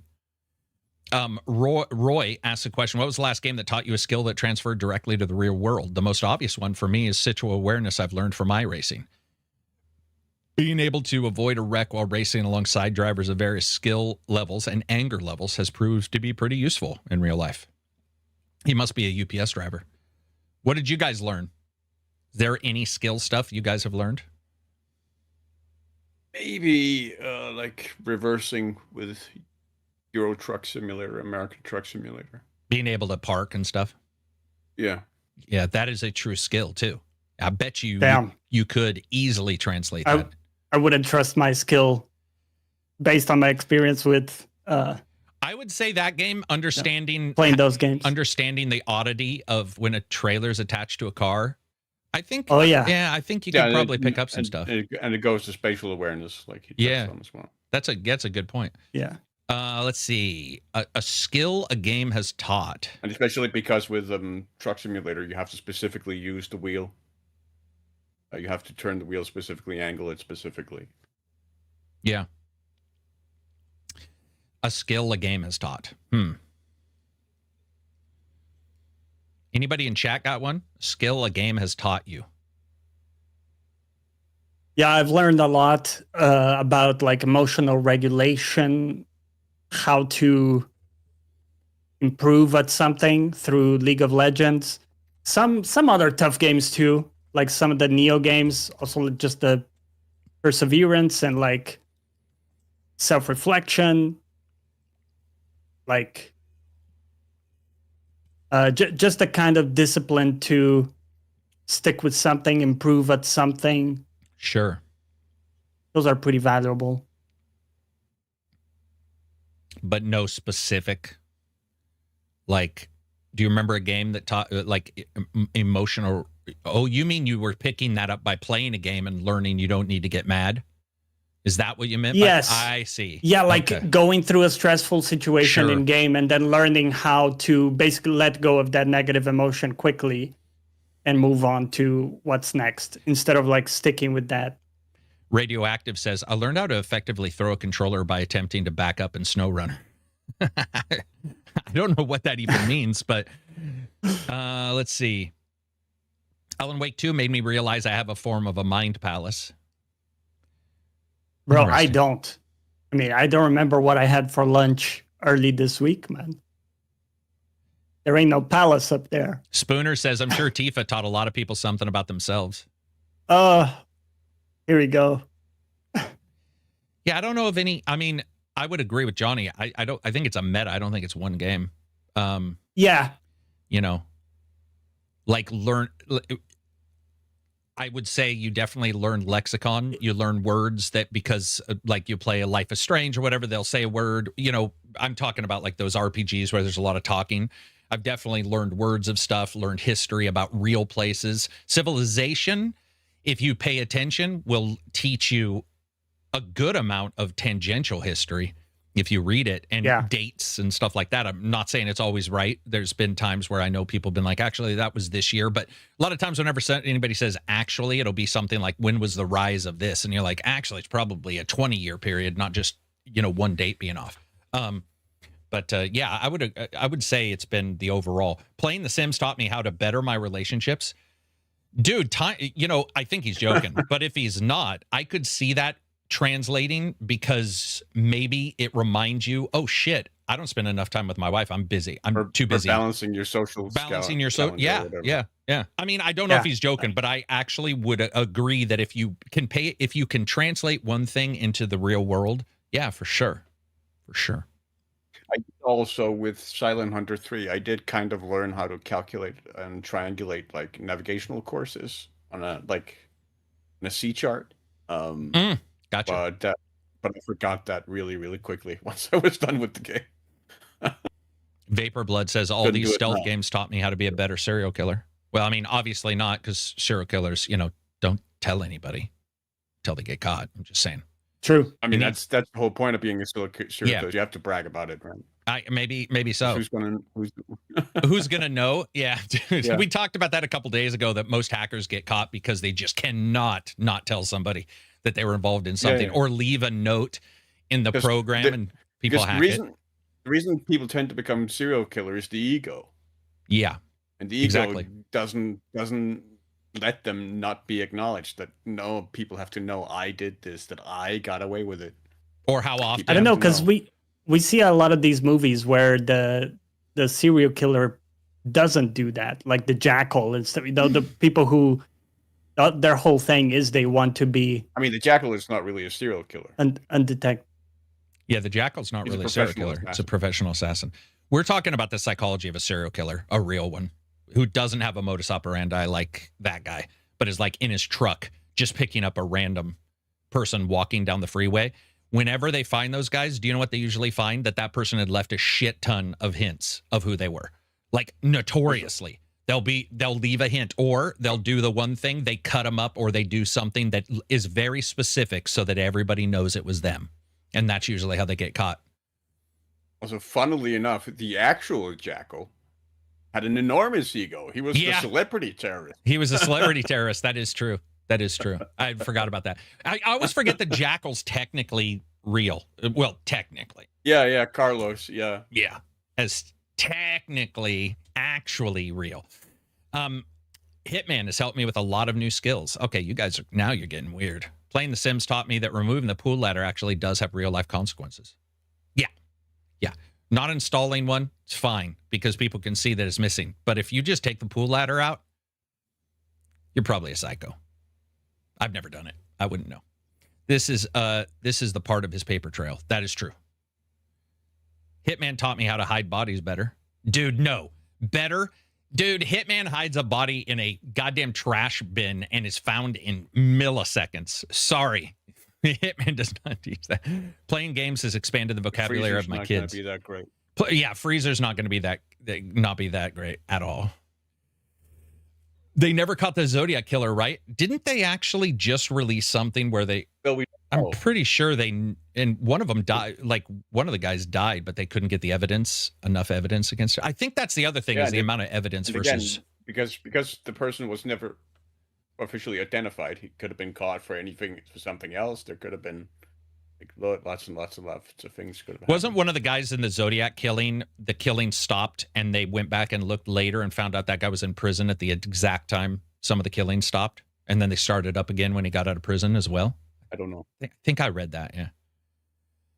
Kel said, I learned a lot about thrust to weight ratio and orbital mechanics playing Kerbal Space Program. Yeah. True. The apoapsis. I've never used I hate that when knowledge. When my apoapsis hurts. God, this sucks. Oh, yeah. It You're does like, sound like something in your back. oh, I think I pulled my apoaxis. People are like, whoa, where's that? And you're like, well, it starts at the shoulder blade, goes down to the taint, it goes from brown to crown, and then it goes up to my elbow. It's all parts of your body. The apoaxis. Playing video games overall, my childhood helped me to learn English as a second language. Hey, Miley Kunis learned English from watching TV shows, American TV shows. I've learned a little Spanish from watching Predator 16 times, being too lazy to turn the Spanish voices off. So For sure, I've learned a lot of English through playing video games as well. yeah, that makes sense. That makes sense. And great thing about video games is subtitles and voice were a thing since everything started. I mean, not every game had voice, but what I mean is once they started doing it, you could literally go, that is a sentence in English. And now I know how to mimic that sentence and their sentence structure. It's really very cool when you think about, or not English, any language. Yeah, that's very cool shit. What else do we got for news? For the news. Anything? Let's see. I think that was about it. You were talking a little bit about the Olympics. Some Before we go to the shenanigans. Olympics, because the Olympics story is hilarious, let's also talk. Kel asked in Super Chat or in Discord. He says, "Just curious, but is there a gotcha game concept that would convince you to spend an irresponsible amount of money?" I think I did probably spend an irresponsible amount of money on Mass Effect 3's multiplayer back in the day. Ooh, yeah, yeah. Because did they do the treasure chest system like Dragon They Age? did loot boxes, yeah. Loot boxes, yeah. Okay. I think For I Mass might have Effect 3 spent. multiplayer. I think I might have spent some money on that too. I know I did for Dragon Age Inquisition because I sort of liked the multiplayer in that. I think it was that There game. were a couple of classes there that I specifically wanted, and I kept buying until I got it. Yeah. Necro says, I learned English by asking my dad to translate sentences I needed to progress in Space Quest 1. Wow, that's an old game. Yeah, that would work. Kel says, Jack the Ripper was a man named Sebastian. He stopped because the Vorlons, he said Vorlons found him and had use for him. That's a Babylon 5 reference. Just watched that episode a couple weeks ago. I would say... Yeah, gotcha is just rough. So let me ask a question. I have not done so yet, but I may. The more I play Star Citizen in the betas or alphas, whatever they are, and they're adding a ton of content, there's a ton of ships. What makes a gotcha? Because I do think I will probably buy what would be considered one or two expensive things in that game if I like the ships. I would say my stuff's futuristic, a little bit like what Silver said about Mass Effect. I think mine's a little bit more on the, if it's sci-fi, I have a tendency to be more interested. But I don't know what a gotcha is in this mechanic. So fundamentally, it's the idea that you have to roll or like pull, as they say. And the roll in chances go up as you play, right? Which is what gets them away from the loot box conspiracy. Right. I mean, yes. So there is a limit where if you pull, let's say 200 times, you are then guaranteed to get a certain character. Mm-hmm. So that's kind of how they get you with that, I guess. They say, you can just roll a few times or pull a few times, see if you get it. And if you don't, it's still building towards your, let's say, your max, where you're guaranteed to get.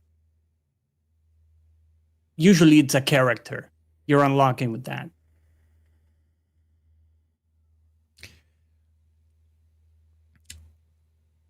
I don't trust it. Yeah. Because if something's 5% chance to drop, people will go, if I do it twice, it's 10%, right? No, it's not how percentages work. And I would be the unlucky one to go 201 polls if 200 was the max, and I would always be the one who didn't get the poll up until that point. It's just, I feel like I remember those, obviously, because they're bad experiences. I just don't think I like that. I still consider it a loot box completely. I consider it a loot box that's got a different style mechanic, but I'm sorry. The ability for us to say loot boxes are not acceptable, but accept those kind of games shows just how easily duped everybody is. I don't think I would. Yeah, I don't think there is a game that would cause me to do it. If I love I would the game, much rather pay a Not high money. price for something. Yes. Yeah.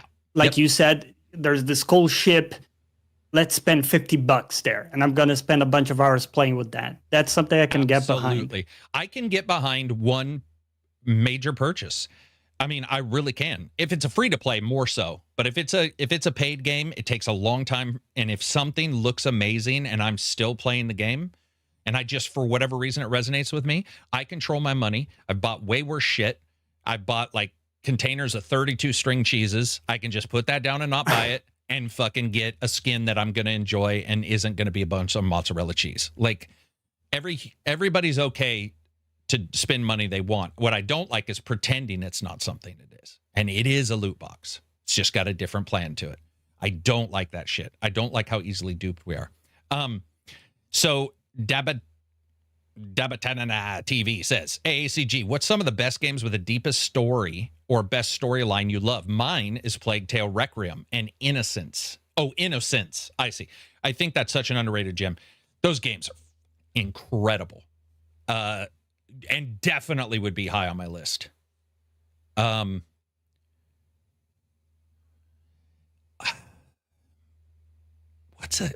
What's something that we haven't mentioned that has an amazing story?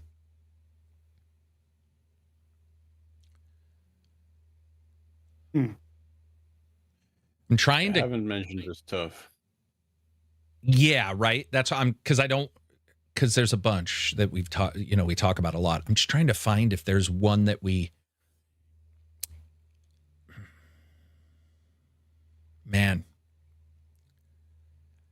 and one where the story wasn't impacted a great deal by the mechanics, where shit started being stupid, where it's like this kid's dying, get poisoned, and you come back 6 months later and the kid's still dying. And you're like, seriously, if the poison isn't that big of a deal, I'm not giving it to him.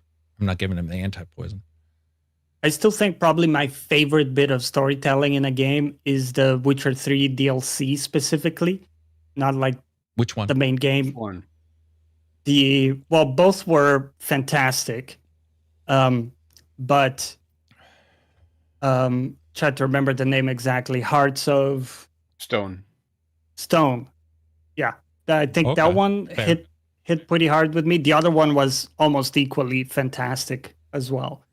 But there was something about the shorter scope in those that hit harder. Story.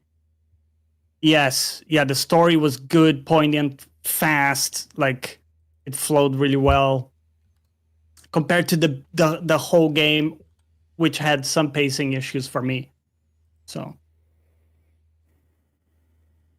dude, I'm having a hard time thinking of one. They're difficult to not, because we talk about story a lot here, so it's difficult to not mention one that we've already discussed. Yeah, that's the one that's tripping me up a bit at the moment. I'm browsing through my play history. While we continue to talk about that, Spetsu 30 PLN super chat. Thanks for the Vader 5 recommendation. Yeah, you bet, man. We've got probably well over 40, maybe 50 people who got Vader 5s on my recommendation, which is always one of my worries the moment I mention it. But yeah, I jumped into chat. Every person in the chat had a Vader 5. They were like, I've never seen you that excited about something. And I was looking for one, and it was a good price, and they've all been insanely happy. So that hopefully longevity works out. It's a controller, so you never know. But I have 180 to 200 hours on mine and haven't had any issues. Yeah, the controller is, at least for me, legitimately the best controller I've used ever as of right now. If it breaks tomorrow, I would have to go back and look at like other ones that weren't as good feeling or didn't have as many features that lasted or still last, like a Power A, and their price. But I mean, for a Vader 5, for the cost, it's ridiculous how good those are. I should have used I don't use them. I should have used an affiliate link, because I posted one finally, and everybody's like, I already bought one. And I was like, that's me. Just not great at it. Robert says, did you eat all that string cheese? Yeah, but not in a fucking day. 2, maybe. Hell yeah, man. String cheese is, dude, and come on. Nobody's going to waste time stringing that shit. You just eat it like a piece of pepperoni, right? I mean, I see people who are like stringing it. I'm like, when I was 9, I'd eat string cheese like that. But now it's like, it's just a stick of cheese, man. It's just a stick of cheese. Banisher is not mentioned a lot. It is by me. Banishers was the second title, as well as Vampire, I was going to mention. There is a game I think I've talked about on the podcast before, but it's been a long time. It's been maybe 6 years. Elsinore, which is a time loop game adaptation of Hamlet, where you play as Ophelia, Hamlet's girlfriend. And you're kind of stuck in the play Hamlet, where, of course, Ophelia dies. Spoiler! And you have to, okay, sorry. Spoiler! Continue. And you have to sort of undo that and save everyone and keep Hamlet from like murdering everyone. Oh, that's sweet. It's a really, really fun game. It's really well told. It does the whole time loop thing really, really well. And it's just a really, really fun take on a story that's been done so many times, but never quite in that way. That's good. I'll check that one out. Here's some Dispatch was really good as well. Yep. First, Eternal says, I'm not sure why anybody expected Yeah, I agree. I'm not sure why anybody expected microtransaction in Crimson Desert as an open world single player action adventure game. Either am I. I'm assuming maybe they thought a Ubisoft style skin, you know, do you want a fiery skin? And maybe that's what they thought. I don't know. But yeah, I didn't expect them. It's good to be informed, but it was weird. It almost felt like a setup question. It's like, hey, are you going to have multiplayer in this game? No, it's a single player game. Aha, let's all celebrate it. It was odd. But yeah, they're supposedly not having them. I don't know if that means later they won't add them, but whatever. Flynn Boyden says Telltale was good with story. Wolf Among Us, yeah. Steven says Shenmue had a great story. Agreed. It was glacial as shit, and it never really finished in the sequels, but I definitely enjoyed my time with the first. Bane says Heart of Stone was amazing. Milla says the Guardians of the Galaxy video game had excellent writing and story as well. Yeah, I would agree with that. Yeah, it did. Yeah. First three Thief games. Sure. I think so. Yeah. I know that my like for 3 is usually teased, but I felt I just liked Shadows is great. I liked all of them. It was a great finish to the trilogy. Yeah. Yeah. Story-wise, certainly. It's lucky they didn't make a 4th one ever. Yeah, well, they kind of didn't, because that game was like a reboot more than it was a 4th one. Yeah. Man.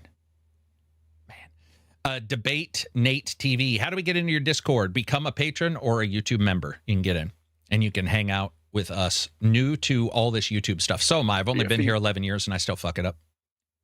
Thief the Dark Project still has my favorite cutscene of all time, when Victoria plucks out Garrett's eye. That scene is just... That's a stupendous. good one. And it's from 1998, and it's still today. It still works. Still looks good today because of the art style.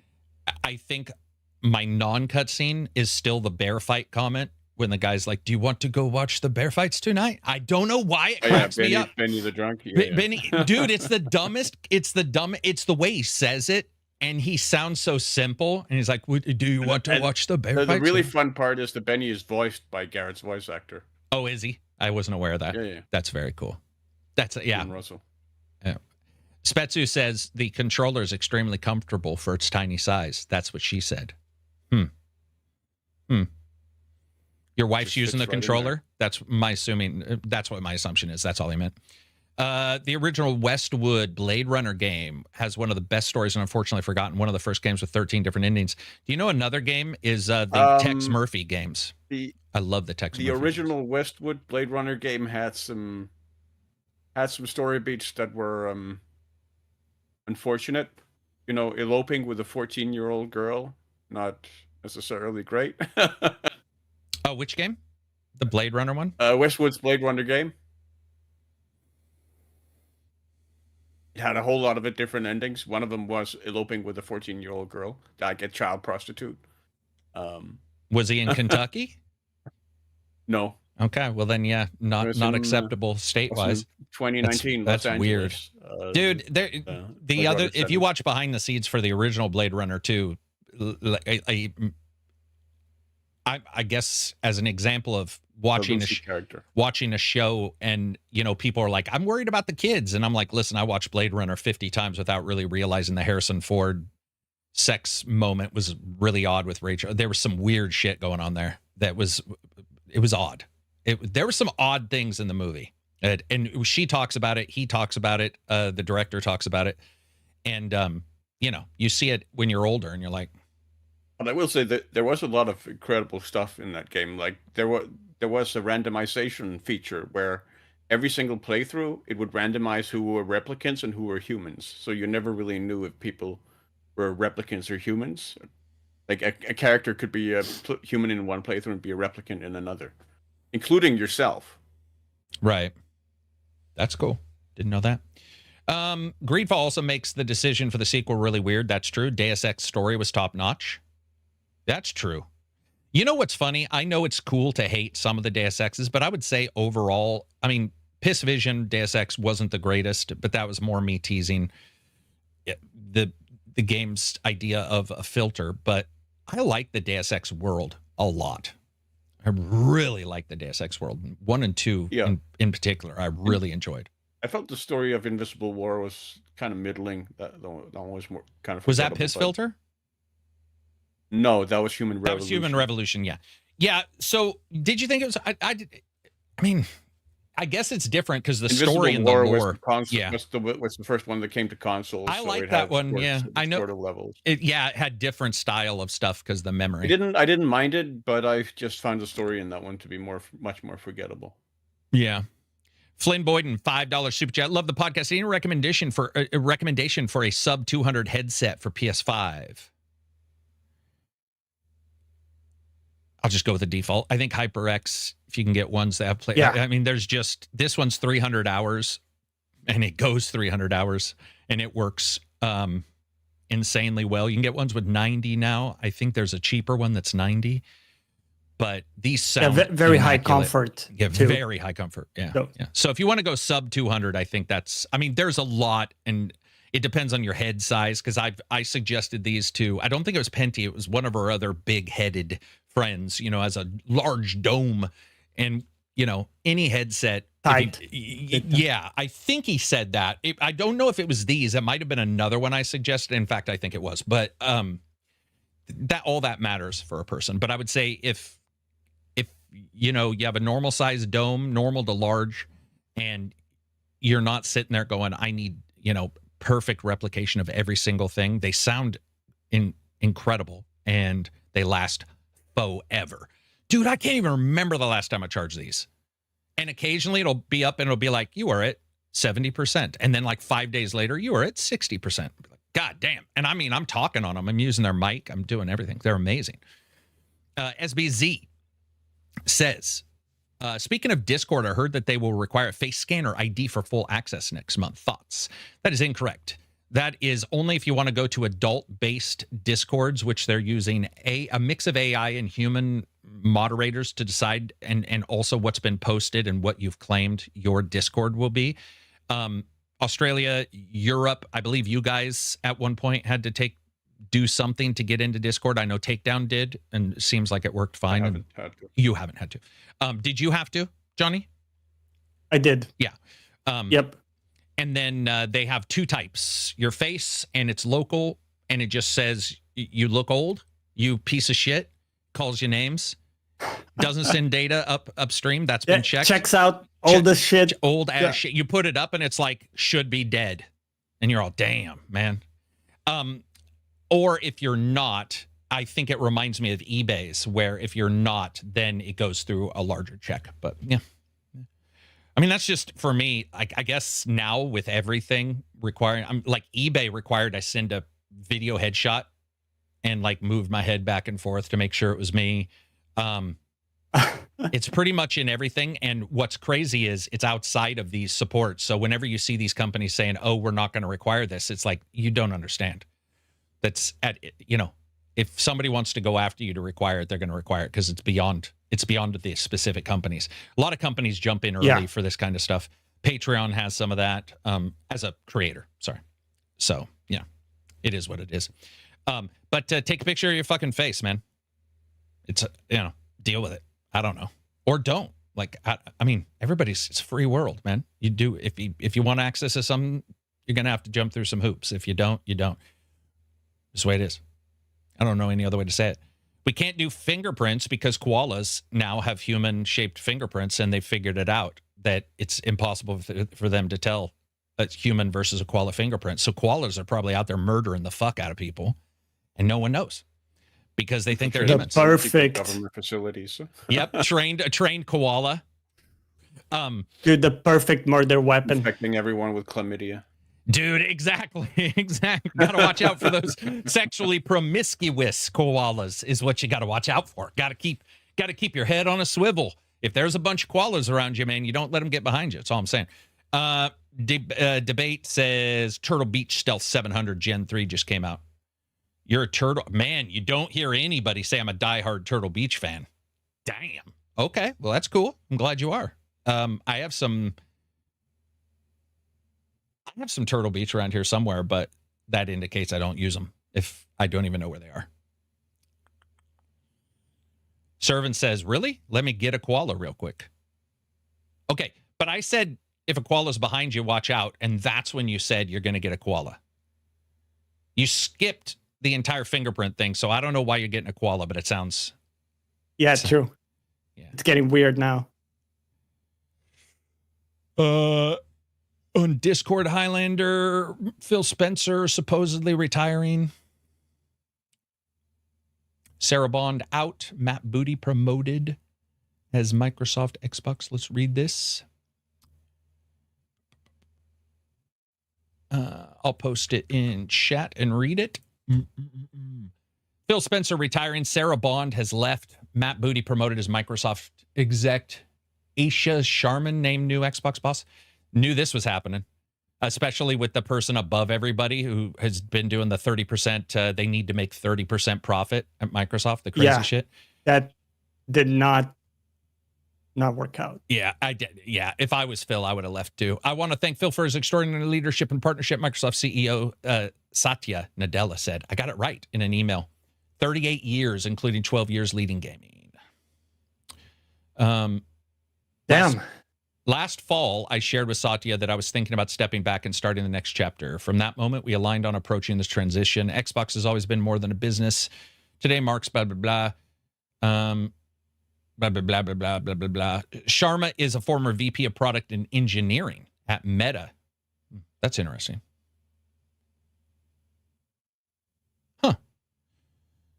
Sharma states... First three commitments, great games. Everything begins there. We must have great games, beloved by players.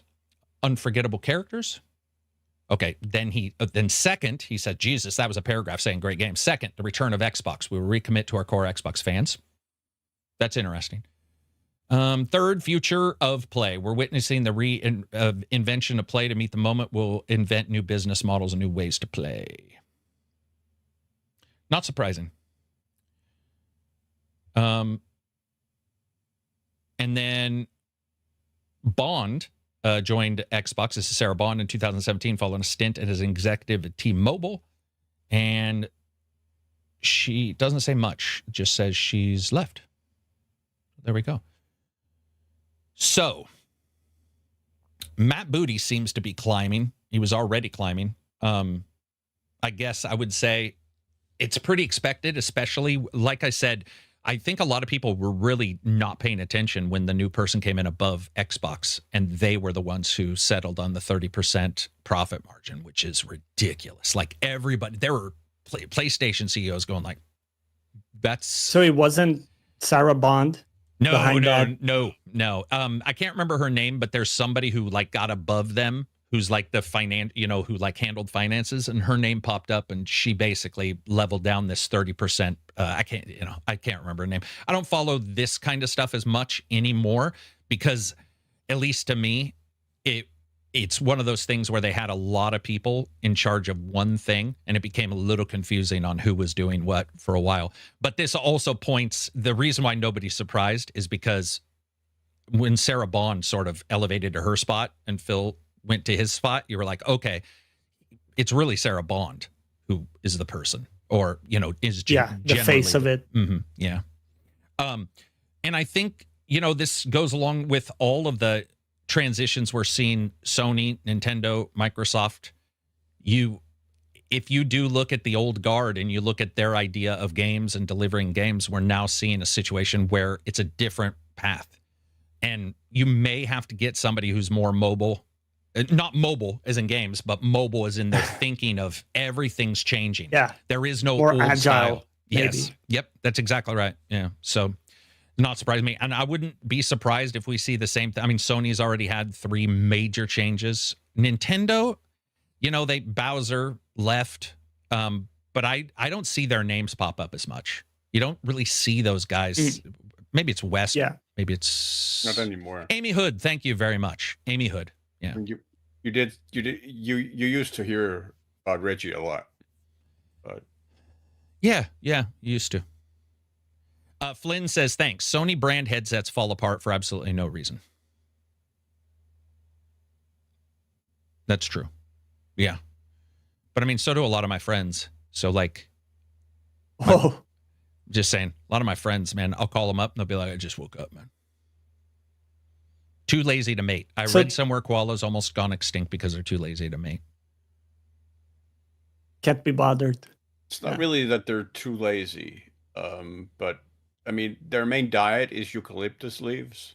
And the eucalyptus leaves have certain effects on them. And aren't they? Are they? Is a eucalyptus leaf even heavy in caloric amount anyway? Too. They probably aren't like juicing up on them. So they're like low key hangry all the time because they're just eating leaves. Yeah, but too tired. Except they're not to really even hangry get because hangry. they're too stoned Yeah, they're too stoned. from eating the eucalyptus. True. What else we got? Anything cool? And they're also So- riddled, like I touched on, with STDs, actually. Yeah, they So are riddled with chlamydia, complete and that's a epidemic. true story. Yeah. What were you going to say, John? Just one last thing. This guy's name is Matt Booty. Yes. Really? Yep. It's just kind of funny. Well, I'll tell you what, though. He sort of jumped up pretty, not quick because he's His been there name for a could have while, been but Mo. That would have been... true. I think in all honesty, especially when you saw what he was talking about and when he talked about stuff and what he took care of, he jumped into first party. I think he was their last first party head. If, at some point you got to look at it and be like, what are we going to do in the future? I like the idea of returning to core audience, but I don't think there's a core audience for console gamers anymore, or it's not the same as it used to be. How about that? There's expectations that are all weird for consoles, still paying for online services. Little things that are grandfathered in to console gamers that I think you have to look at now as a company, and you have to figure out how are we going to, like, how are we going to service people who can get games everywhere? What are we going to do? Microsoft's really smart in the streaming, whether it's smart or just lucky, but with Xbox streaming, then Nvidia doing Game Pass games. Now you can stream some of these games. There's more places to get them. Mobile. There's a ton of places to get games now, and these companies are going to have to start looking at it in these ways. I wouldn't expect to see like physical games come back, but I would expect for these guys to start looking at all the industries and figuring out how do we grow in 10 years. What are we in 10 years? Because in all honesty, can I say something? In all honesty, it's a little weird. First, think about it this way. Not always in gaming history has the first party been the biggest amongst all publishers, meaning the third party publisher many times had way more developers working for the first party, right? But the first party are expected to toe the line for like the new device. And when you look at other things in industries, including, that's not really mimicked anywhere else. And for a long time, it made sense because your exclusives sold consoles. But now the consoles have all kinds of ways to get into your hands. There's all kinds of versions of the consoles. There's all these things going on. And I think it does make sense for the companies to just look and go, okay, everything's changed. You have Windows, Linux, Microsoft doing Xbox, Sony, Nintendo, mobile devices, handheld devices, right? Because handheld's a thing. You might get a person who, you can't get just a Portal right now, but if Sony were to do a low power handheld, well, then you look at that and you're like, okay, You know, do I get a PlayStation 5 or am I happy with 30 frames per second playing some of the older games on a handheld for a while? Xbox, they were smart with OEMing with ROG Ally. They didn't have to build anything. There's no, I don't think that'll stop either. OEMs for sure seem to be the future. You push that off onto the hardware maker. Yeah. They weren't making money anyway, right? Right. With consoles and stuff. So people have said, oh, should Xbox be a third-party maker? They are. They already are. That's why Xbox games sell so well on the PlayStation, because they're there. So they're already a giant third party, one of the biggest developers in the world. I mean, it makes you wonder, like, does everybody crib off their hardware? Do they make the specs? And do they crib off their hardware onto somebody else? And then they just make second party, you could call it. Second party is a hedgy line. There's some weird descriptions for it. But yeah. I think Sony is still, wanting to make their own thing. Maybe. Because Sony's also Leaked delayed by prominent their RAM situation. Reviewer. Now there's rumors that they're pushing back the PlayStation. We have no clue what's going to happen by 2029. If RAM doesn't get better, these companies are going to have to do deals that we may never see the likes of. For example, I'm not saying this will happen, but imagine a Micron PlayStation, because Micron, is the one handling RAM. And so they work deals out where they can get it quite literally made for cheaper than a company that is just offsetting the cost of their hardware and hoping their first parties sell. Those are business decisions that make total sense to any other industry. But in gaming, there's this hard line of like, it has to be this company with a first party, their premier first party, blah, blah, blah. But it hasn't always been that way anyway. I mean, Atari wasn't that way. So, Spetsu PLN 29.99 super chat. Who's your favorite and least favorite console studio lead?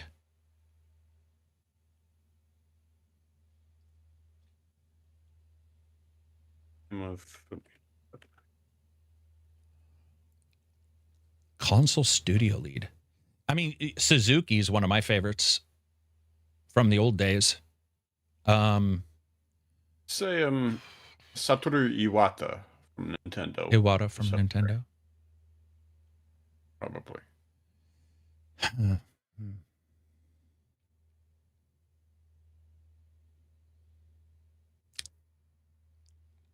No, I was going to say somebody he's pretty contentious because, I'll skip. I mean, he was actually, now that I think about it, he was a president. He wasn't a lead. Leads are hard, right? Like lead. Yeah. Yeah, I liked Phil. Studio. I always thought he came across as at least he was a gamer. Genuine good presence. He was a gamer. A lot of mistakes under his watch. He had a though. good way of talking. Yeah. Yeah. Game Pass has been a mess. What? I mean, it's honestly a bummer how much of a Game Pass has been a mess, dude. Anyway, that doesn't even, dude. I don't even.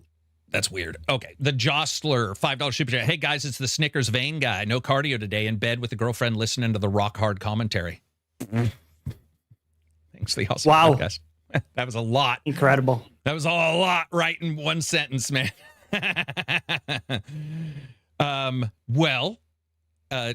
To say hi to your no, man, I'm not going there. Wow, I almost said something so inappropriate. Anyway, I'm glad you both are able to hear and listen and talk about the podcast as you are listening. And everybody, no, Jeremy. I want to say so many jokes. You know the Snickers vein joke, though?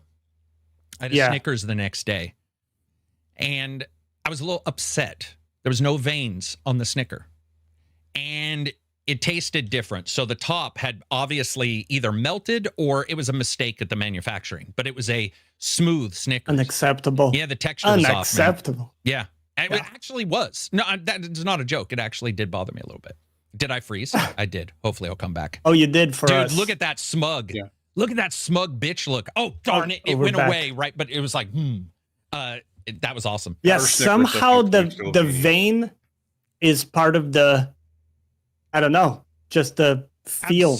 Absolutely. No, I will not say it in here. I'll say it in Discord. I'm not going to say it in here because I know the Discord guys are going to be like, dude, first things first. What the fuck were you going to say? Because there's a lot. There's a lot. Snicker veined guy, the Jostler. I'll remember that. Debate also says, have you guys had a chance to try Toxic Commando? Negative.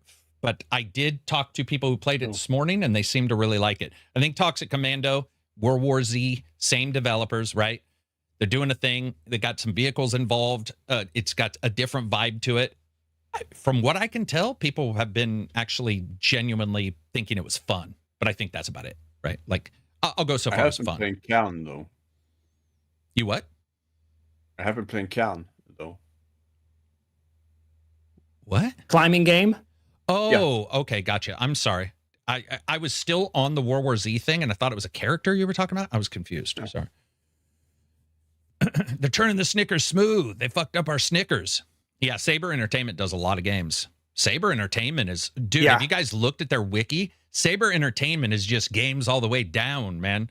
It is insane how prolific they are. Very cool. You were talking about playing, so I don't skip the R, but I don't know if that's incorrect, but I made the French pronunciation. well, we're not French. It's just a French game. We're not Chad. French. Do you It's a see French any game. baguettes here? No. What do you like about it? I think there's a lot to like. Soundscape, really, really good. Mhm. It's really, really stripped that down. A lot of the time, you only really have Ava's breathing and the wind, and then a very, very subtle music, very, very subtle music cues. Every interspersed every now and then works really, really well. The actual climbing feels really engaging for the most part. Like the way you move your limbs, the way you have to position your weight optimally as you climb, so that you don't get out of balance and fall. It works really, really well, and when it works, when you hit your stride and you're going up, it's brilliant. It's one of these. It is a really meditative. It can be a really meditative game. And it offers some absolutely stunning vistas while you're climbing and you look out over the mountains. It also offers a story as well, that I've seen some people bounce off of. I enjoyed it a lot. It reminded me a lot of mountaineering movies I've watched, specifically Touching the Void, a Kevin McDonald documentary about the Joe Simpson survival story, and an animated film called Summit of the Gods, about a failed climb of Mount Everest, solo climb of Mount Everest. And they all touched on like different themes, like this obsession that drives climbers to go towards the summit. And I think Ava is a character who carries a lot of those traits that I recognize in her. And I think a lot of people have trouble sort of seeing that and reconciling that. She doesn't come off as the most sympathetic character necessarily, because she blows off a lot of people trying to get in touch with her on the mountain. But it certainly resonated with me from that context, and I think it's executed really well, and so is the ending ultimately. Depending on, there are two endings, but like the ultimate ending when you reach the summit, I think works a lot, especially also in the context of having watched the Summit of the Gods. At the end of the day, it's a really, really solid game. There are some major inconsistencies especially with the climbing, where there are major issues, especially with transitioning from the wall, climbing on the wall to even ground, where sometimes I've had Ava walk and just like trip over her feet and then just fall on her face, literally, for no reason. I like there are times when the physics act up really, really funnily, and are really, really janky. Sometimes it's really inconsistent because there's a lot of stuff the game doesn't tell you. There's a lot of stuff you have to learn as you play and try and figure out as you play through experience. But even then, the game can be really, really inconsistent where Rava will contort herself into positions that are physically impossible, and yet she won't have any issues holding on. And then there are positions where you'll be on an even wall, perfectly positioned, your feet solidly planted, and she'll still start shaking and fall in within seconds for no perceivable reason. So those things do happen, but they don't really get too much in the way of enjoying the game overall. I've really enjoyed my time with it. How close is it to the pinnacle of race or the pinnacle of climbing, like movies like Cliffhanger, the best, most realistic climbing movie of all time? It's very far removed from Cliffhanger. Oh, There's that's no too John bad. Lithgow. One of my favorite. Do you know what love is, Rachel? Sacrifice. And then he shoots and kills her, and it's like, dude, she's the one person who was always. Dude, John Lithgow was on point in that movie. I'm sorry. Yeah, like, he was. Michael Rooker, dude. Yes, it's dumb as shit, but man, I love that movie. Yeah, I like the. I like actually the saw that climbings. movie in the theater. So did I. Yeah, I had a laser disc of it, bro. A laser disc, a big old fatty CD stretched out to the size of like a dinner platter times 2. It's cool to see some of these, I guess, things you just wouldn't expect, like a climbing title. There's been 3 or 4 now. You know, it's nice to see the sort of some of these niche activities or niche in gaming. Say the survival element did ultimately annoy me quite a bit. I didn't find it engaging at all. So, like, do you get hungry? Do you get thirsty? That type of stuff. Yeah. It's just meters that you have to manage by then eating and towards the end of the game they get obnoxiously short, like where you have to constantly manage them. Yeah, that gets more annoying than it adds any sort of satisfaction to the difficulty. But I'm really thankful that the game does actually just give you the option of turning that off if you want. In the options menu, you have. Yeah, let me have my third meal of the day while I'm climbing a sheer wall. Yeah. Or I need to drink like three bottles of water. How's the frustration level? Because I've seen some people like fall down, lose tons of progress, and it reminded me of like getting better with Bennett Foddy, the game where, you know, at any moment you could fall down and lose tons of progress. You can. I mean, that is somewhat alleviated by you can use pitons if you're not solo climbing. If you're not doing the free solo, you can use pitons, which will hook you in so that you have a rope.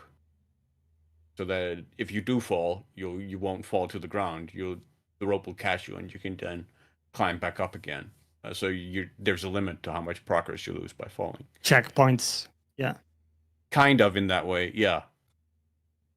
But certainly, there can be frustration because of the inconsistencies more than anything. Where when you think, oh, this position looks secure, and then all of a sudden Ava will start having a fit and she'll fall off.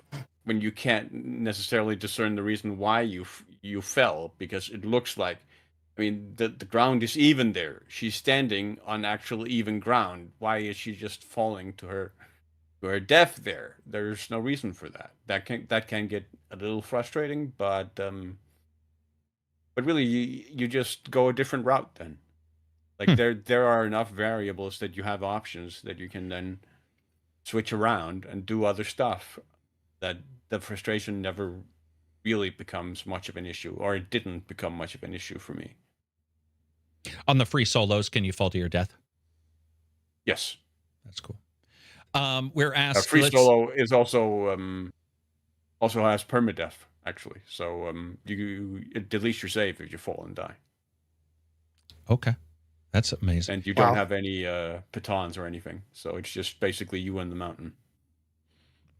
Flynn Bowden says, would you recommend the Ultimate Edition on...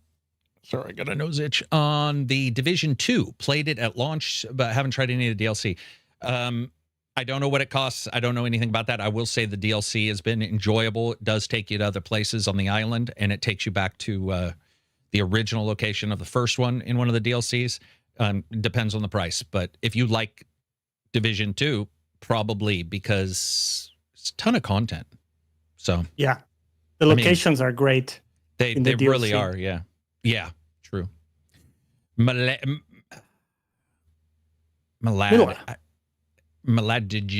3191 says Saber has like 2,500 employees, multiple studios. They're huge.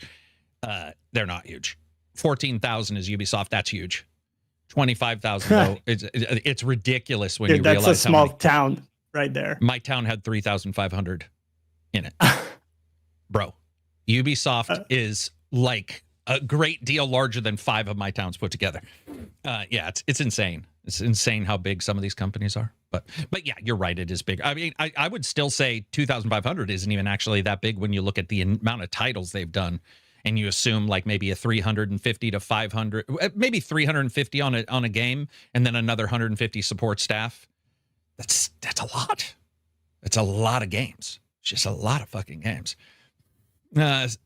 Vapor Blood says, say if you're dehydrated, you can't talk to other NPCs because your mouth is so dry or something. What? No, not if. That's some real survival mechanics. Yeah. Yeah. Is there a game where the survival mechanics actually affect the player character and how they move and react rather than dumb? Oh, yeah, there's a fucking shit ton of. In fact, I would say the number of games that have stuff affect you is not only insanely high, I would say it's almost always wrong because it affects you so quickly. Like, dude, people can go for hours without water. They can go for hours without food. They can go for hours and hours and hours and hours and hours and hours without rest. And a game will give you 45 minutes, even if the world's a 24-hour world. And be like, you need to eat. Bitch, I don't need to eat. We're fine. you get that.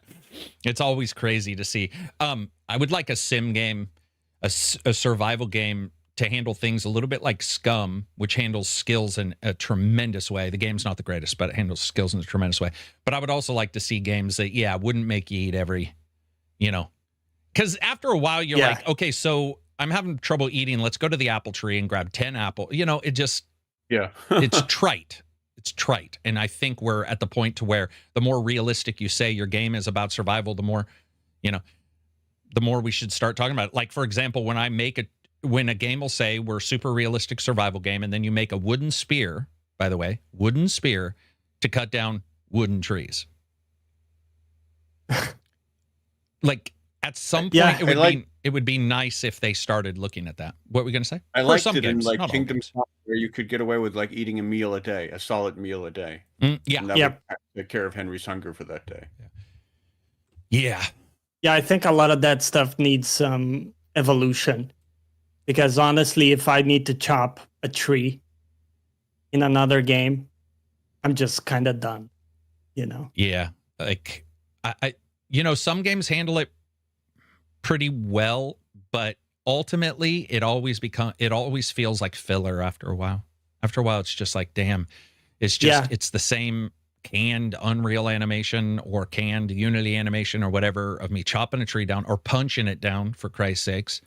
Sons of the Forest had a cool mechanic with chopping trees where you could chop it in different sizes and like chop it in half and stuff.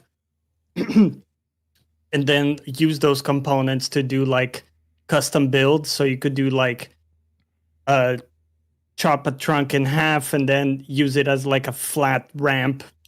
All these kind of different ways to build. Yeah. I've also seen one where you don't chop trees down at first. You gather leaves and twigs and you make like a sort of a lean-to, like those. I think those are great. So, anything to start you out with that. And then later, I don't need you to have a spear to, it's just after a while, you're like, come on, especially if you live in a place with dry brush and shit like that around the ground. And if we're all concerned about caloric outtake, then you wouldn't want to be sawing a tree down anyway. You would want to just collect bushes and be the most caloric saving character in the game. But eat berries and chill. And you don't need to do it on any of them. It's just the more somebody talks about how realistic they are, the more I expect them to be fucking realistic. Like at some point, you're just like, dude, why are you even dropping the word then? Like it doesn't make any sense. If you're going to sit there and trump up your game, instead, even say pseudo-realistic or semi-realistic. I think that would be fine. Flynn says, are you trying to tell us the first aid in Far Cry wasn't accurate? I don't remember the first Far Cry, man. I mean, I loved it and I played it a bunch, but I don't remember how the first aid happens in the first Far Cry. The later ones are just a wrap around your wrist always. I mean, that one is just packing up first aid packs from what I remember, like a standard shooter. It was kind of a standard shooter, the first Far Cry. Games with syringes, you know, where you just get healed super quick. God, that'd be awesome, wouldn't it? Yeah, it's not even that. It's just picking up like a med kit from the ground. Wouldn't it be great, though, if we figure out a way to make med kits in real life like that, where, you know, you break an arm and you just put like a rubber thing over it. It's got some liquid like Starship Troopers and your fracture's already healing. Like that kind of stuff would be amazing. I bet you we'll get there. Yeah, but the first one was just basically a regular shooter where you were shooting on the island, and then there was the outbreak of the mutants or whatever that they were growing on the I lost its shit in the last 1/4 of that game. I loved, you know, taking down mercenaries and sharks and shit like that and the exploratory stuff, and then suddenly it was like super mutants and you're like, what? What? It lost its shit. But man, I did love myself some Far Cry. That first game was just like, holy shit. I really had a great time. God damn. I even did the console ones. Do you remember that they had the Crisis was actually a lot like Crisis was a lot like that. Yeah. In that way. Yeah, true. Kel says, Conan Exiles is the perfect survival simulation. The equivalent of the HR department involves clonking someone over the head and sticking them on the wheel of pain. Great corporate life. And also, HR doesn't care about swinging ass dongs in that game. Isn't Conan the one where you're like, for some reason, they thought it was super important to let you choose dong size? Yeah. Pick your dong and it's going to be out hanging. I mean, I don't know if that has anything to do with survival mechanics, but adjust both penis size and breast size. Yeah. Okay. Well, now I'm more into it. Now I'm more okay with it. Originally, I was just like, whatever. But if we're able to, you know, I'm just joking. I don't even care about that stuff. I usually put pants on, not at home. I mean, I'm pantsless the entire time. I'm not crazy. I mean, I'm not a fucking crazy man. I don't even have pants on right now. I'm just sliding around buck naked on this chair. Ugh. Yeah. Vapor Blood says, I'd love magic to be real, but man, it would be chaos. People lobbing fireballs out of windows and freezing swimming pools full of jocks. Full of jocks? I think he means not jock straps. He must mean a bunch of jocks in a swimming pool. And just freezing football players in the swimming pool. That'd be rude. Oh, yeah. So like a bunch of water polo people in the pool. Yeah. And you just freeze it. Yeah. You know, what? Aisha Sharma looks like a dentist, nothing like a gamer. Dude, do you know how many people I know who look nothing? My doctor is a gamer, huge gamer. Receding hairline, spectacles, looks like somebody's uncle that like maybe drove a fast car, maybe was in Nam for a little bit, but now he's all, you know, everything's sort of solidified in his life, and he's got his 2.5 kids and shit, and that guy like 100%'s every Assassin's Creed. Looks matter, but I don't think they classify anymore. Don't judge the book by the cover. There must be a lot of gamers must have libraries filled with books that they have read just by looking at the cover, right?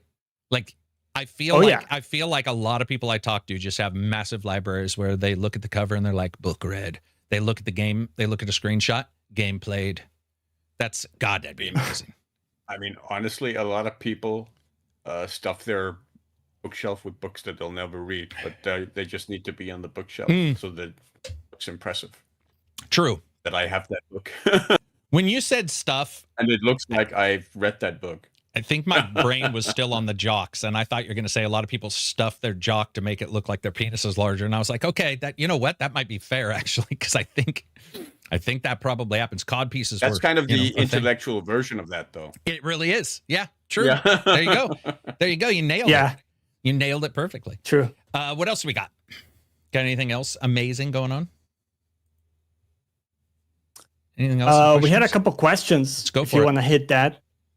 Let's hit them. Master Pass says, what gaming-based theme park would you like to see created IRL? Cannot say Florida already exists since GTA 6 is not out yet. but World of Warcraft would be cool. Oh, yeah. So take a video game and turn it into a theme park? Theme park. Shit, man. That's a good question. A video game into a theme park. A video game into a theme park. There are a lot of good candidates. I mean, And a lot have I been mean, done, obvious, right? Super Mario's honestly, been the done.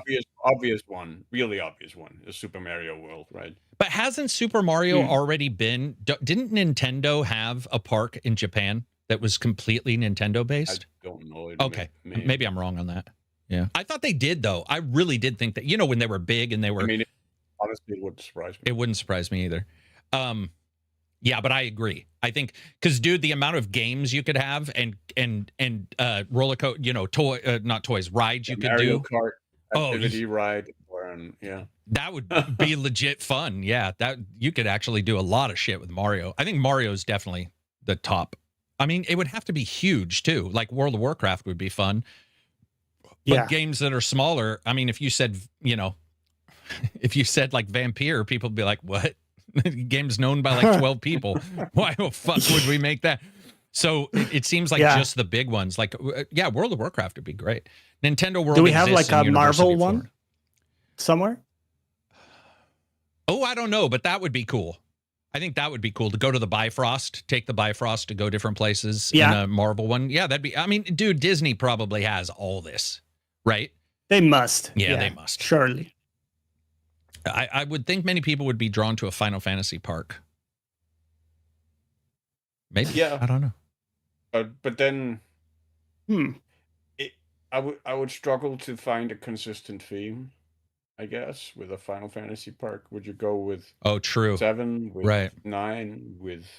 Well, 7 had a literal, well, not literal, had an actual roller coaster ride in the story.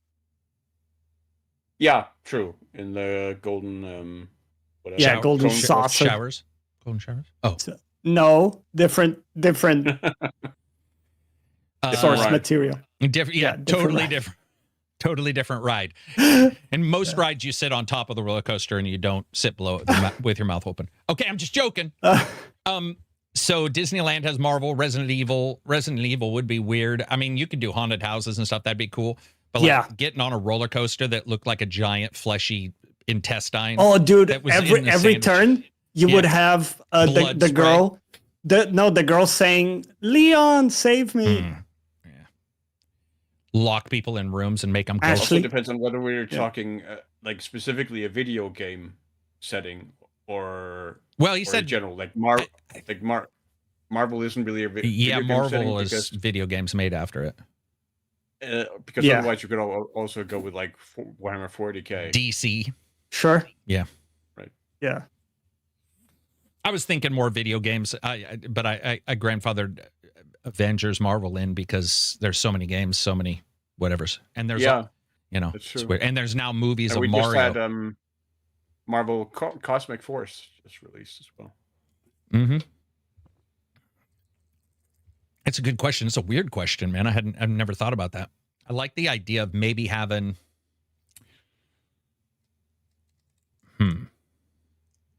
I think it'd be better to have a company than like a thing like Nintendo. Theme park would be great. Sega, because it has, Virtual Fighter, where you could like send kids in to fight real fighter, Muay fighters. Just be like, dude, hope you live. Yeah, die instantly. You got to be this big. The kid's like, what's this ride? And it's like, well, it's not really called a ride. I mean, you may be sent for one. We'll see. And then you just bring out. You have to sign your rights off before jumping. Would you say, Silver? Panzer Dragoon VR. With a barf bag. A Panzer Dragon ride would be pretty sweet, though. Like, depending on which roller coaster you got on, one was faster, one was slower, but like that, you could fuck around with that. That's pretty good. What else do we got for questions, Johnny? This one from A1 Nagel. If you owned a flying car, like in the Fifth Element movie, what are you most excited for doing with it?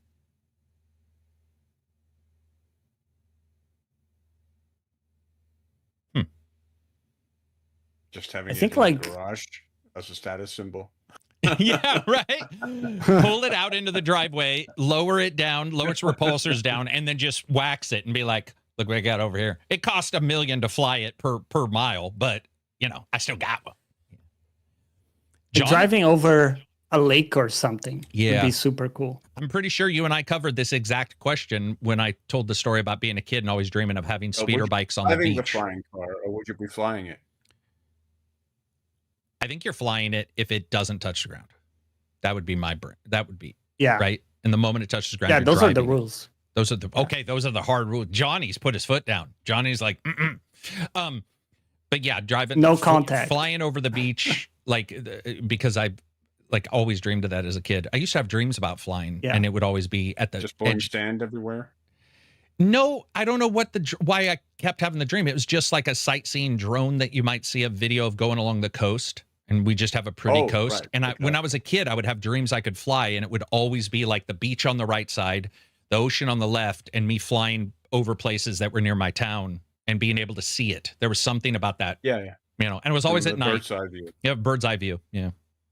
Dude, it would be so awesome and so the worst thing ever. I don't like the idea of flying cars. I think that I mean from a public safety. From a public safety standpoint, you can't. It's just a disaster. We already have drunk driving issues. Oh yeah. So yeah. If that flying drone's a thing, or I just don't want people in charge of it. And right now, I don't think I would want any AI give people a whole extra dimension in which to express their sexual devices on Pornhub. Because that'd be the first thing somebody do. Somebody be like, I'm gonna film some adult porn. So, there's also limits to what happens when you throw the beer can out of the window when you go down the freeway. Yep. And you throw it out the window when you're driving. It's one thing, but when you're up there, physics does something else to it. Yeah. That's why I don't even like the thought of drones delivering food for Amazon. I'm like, what if a gallon of milk will kill a human quite easily from not very far up. So it just disturbs me. But if we were talking about somehow it worked like Fifth Element, which I love that movie. Fuck, I love that movie. I would love to have a flying car. It would probably scare the shit out of me, for a while. I always think of flying as like, people will be like, they rarely crash or whatever. And I'm like, that's true. But when they do, your death rate's pretty fucking high. You'd have to have like some kind of emergency. They would have to be AI driven. Oh yeah. So in such a way that like all the cars are handshaking with each other. They're like, I see you, blue. I see you, yellow. We're good. We're keeping a certain distance between us. We're getting there. And then some hacker from Fuzzy Bear or whatever, one of the hacking groups, hacks your car and ransomwares as I had you the fly perfect down. setup. You're careening. You've got 5,000 feet in the air. You're careening down, and you get an email that's in Korean because they still can't seem to get spam emails right. And it's like, I am Nigerian prince. I ransom your car. Pay at this Bitcoin. You're trying to do that while you're upside down flying towards the earth. Yeah, I don't know. Seems a little scary. It seems a little sketch. There goes my whole idea. I think what's really safe in the safety measure that we're talking about is just the ones with a fucking lawnmower engine and a blade on the back and a hang glide. Like, of all the things that seem safe, the ability to at least have a glide pattern, unlike the shuttle or half of the other stuff we see, like the idea of a Fifth Element car losing its power that thing is a rock. It is now a 5,000 pound meteorite made of Carrick, Silver, and Johnny. Inside of a crunchy outside. Like, that is a disaster. But I used to see the people on the Oregon coast, they would have their kits out and just flying around, super loud gasoline engine. But at least you had the ability to glide path somewhere, even if it was to make sure if you're close to the ground, like no contact, but just hovering, then it's a lot easier. If stuff goes wrong, you just like, You know what's interesting? That makes sense when you say it out loud. It is completely wrong. If you have a glider, it's better to be up if you lose power. If you have like a really good glide path, because then you can choose where to go and you have longer. If you can glide, yeah, for sure. Yeah, but if you're a space shuttle and you go out at like, then you're cooked. You're cooked. Yeah, you're literally cooked. Matter of fact, like literally. You quite literally you land as a marshmallow. Just the inside is a little puffy, and a little hot. Yeah, outside Scarborough. Yeah, dude, it's always scary when you think about like being in a shuttle. Those guys, astronauts, have got some balls because we can't even get. Dude, it's pretty rare when you just say, Elon just like blew up a missile over here on accident. China's got failures. Japan's got failures, whatever. But we're going to send up 5 people in one. And when the odds of something going wrong is like what, 10%? It's definitely which is higher a lot, than your car that you get, even if you don't trust roll other the drivers. roll the dice. Yeah. You get 10% quite a bit. So yeah, it's scary, man. Yeah. I got a lot of respect for astronauts because they also have no control over anything. I mean, it's like, especially now, because the shuttle had some basic controls, but it literally glided like a rock. They were like, you basically just sort of pointed it somewhere. But when you look now, I mean, admittedly, they have really great ejection systems now for a lot of those where they do. I mean, it's one of the first things they worried about was ejecting. And we've saved astronauts who got stuck in space. China also did that recently, where people were stuck and they successfully launched and grabbed. So we're getting to that point, which I think is awesome. It's like a taxi when your car breaks down, and you call somebody, except it takes 6 months, which is a slow taxi. Yeah. Which is a shit taxi. And you're stranded in like. Or maybe the space. best taxi. Maybe the best taxi. I don't know. It's hard to decide if that's a good or a bad taxi. Now that I sort of want my starship that comes to save me to take a long time. Does that make sense? Because it means that they've tried. And they're making sure shit's going right. Like if I was up in space and it took 6 months for me to train and blah, blah, blah, and I'm up in space and I'm hanging out and something goes wrong and they're like, okay, your exit vehicle can't be used. We're going to send up, help. I think I'd be like, you know what? I'm good. Test and retest again before you come up here. Because if they're like, I'll be up there in 8 hours. I'll be all, dude, wait, what? They're like, oh, yeah, we got a rocket that's been sitting around for a while. We're just going to gas that thing up and shoot it up there. I'd be like, nah, it's all right, man. You don't need to speed. Okay, I see what you mean. Do you see what I'm saying? A bit counterintuitive. It is. But you would want them to you'd want them go to over that plan a little I'd be more. like, can you just make sure that there's no leaks and shit? Can you kick the tires a couple times, change the spark plugs, whatever you got to do? Because the idea that they're like, dude, we'll be there.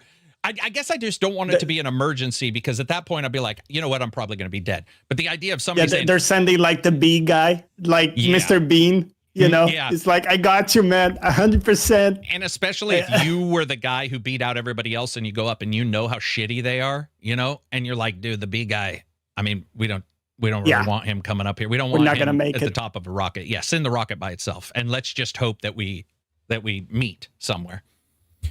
Yeah. Steven says people can't use e-bikes or e-scooters properly. I mean, some can, but yeah, I get you. Not to mention if private pilots need to do an instrument rating test to fly in weather conditions, and at night flying car operators would also have it as well. Yeah, they'll have to pass a ton of shit, right? A ton of laws to make sure that it's somewhat safe. Laws I probably wouldn't even pass. Or want to pass. I would look at those. They'd be like, yeah, we want you to test this and that. I'd be like, yeah, whatever. That's too much. Yeah, I think at that point, I want to be driven. Yeah. Let the AI do it, talk with the other cars. Just get me there. Get me from A to B. You got Chat GPT having a hallucination, fucking thinking it's in Nebraska instead of Oregon and crashing into a building. There's definitely a duck right here, Johnny. I can promise you. Yeah. Yeah. You're up there and it's like, we're going to make sure that sorry, we fly to you the right veered of Everest off the road and almost killed me. I have not yet been in an electric car. I've been in an electric car. I've not yet been in a self-driven. Not yet. Me neither. There's no real. Still a bit spooky, I think. A little bit dicey. Could be a bit spooky. We don't really have them around here that are self-driving. We've got, a ton of people have electric cars, but nobody's got a self-driving one that I know of. Yeah, same here. I mean, at least now you have plenty of places to recharge your car, whether it's like Tesla or, so that's good. But yeah, self-driven is going to take a while. I mean, I wouldn't even know what to do. It feels like I would have to pay a lot to go to Fred Meyer or something. It'd be sort of a waste. I think if you're not a smoker, you're in real trouble. Because what do you do with your hands while that thing is driving itself? No. I can see the gears. No, I'm thinking I don't think here you're allowed to smoke in any vehicle anyway. that's a public transportation. Oh, really? I don't know, but I mean, you can't in America, man. There's a bunch of places you can't even smoke anyway. You can't smoke in bars. Oh yeah, you can't smoke indoors. It's true. Yeah, maybe you can't. I would be stunned if an electric car or even Uber. I'm pretty sure they have no smoking laws as well inside of an Uber, right? I mean, because that's somebody's vehicle. So you can't do that. And then an electric vehicle, I would assume it would be the same because it's owned by a company. They'd just be like, you can't smoke. That's what I think. Yeah. I mean, I don't know. Yeah, in olden days, we used to have actual ashtrays in cars. I know. Right. I rode in a Waymo in Arizona. It's pretty cool, but trippy. Sitting in the front seat while it drove us to dinner. Oh, that's very cool. Nice. Yeah. Yeah. Driving is special to me, though. So I just don't like the idea of having somebody drive for me. I love driving. It's one of my favorite things in the world to do. In fact, it's so high that I would say it's higher than any hobby I ever mentioned. It's like, really? Yeah, it's not equal. Like D&D, Cathartic. Airsoft video games are 2, 3, and 4, not 1, 2, and 3, and 4. It's like driving is so, I don't know how to describe it. It's magical. It's magical. And I don't mean driving to Fred Meyer. I'm talking about the ability to get out and just... The open road, as it were. Yeah, and just, even just with a friend and talking and just, I don't know. It's... Freedom of movement. It's very difficult to describe why I like it. Yeah. But if we go in flying cars, I think we got to let go of that. Yeah, I mean... I don't even know what they look like. Again, because like the drone ones, those things are crazy. You know, their capabilities and their safety record is super high. So I'm talking about basically what looks like a drone, but it's big enough for a person to get in. I mean, you have like, I believe it's the Dubai police already using them. That kind of that's crazy. Like that's nuts. And they have to be somewhat reliable. But again, me flying one, I'd be scared I'd hit a bird. And that's the other thing, man. Half of them aren't contained like a car, right? They're the motorbikes keep weight down. So the idea that you're up there zooming around and a fucking dove hits your face at like 60 miles an hour, that's going to suck balls. I had a bee hit me in the forehead on a 3-wheeler at like 40, and it felt like a sledgehammer hit me. I mean, it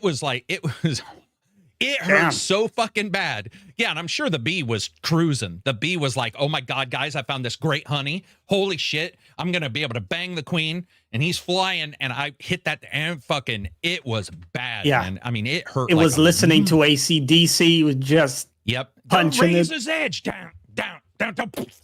Yeah. And then I had one hit me in the teeth. It was a fly, I believe, because I like to believe bees taste of honey and goodness, and flies taste of shit and bitter and nasty. And what that was bitter and nasty, but it hit my tooth. And I swear to God, it felt like it broke my tooth.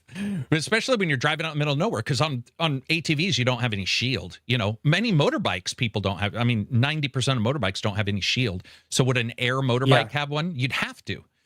Because if you got a thing in your eye, you can't pull off to the side of the road. You're pulling down to smash into something. An air motorbike, you're having a helmet. Yeah, but let's talk about real helmets, right? Hopefully you have a real helmet with a visor. Yeah, exactly. Yeah. Now that thing needs to be covered good, you know, aerodynamics. I saw don't give me your American. Yeah, the open-ended one where they're like, and then you see some guy on a motorbike driving around with Cadillac with swimming trunks, and I'm like, I hope I'm not paying your insurance, you piece of shit. I was watching Solar play.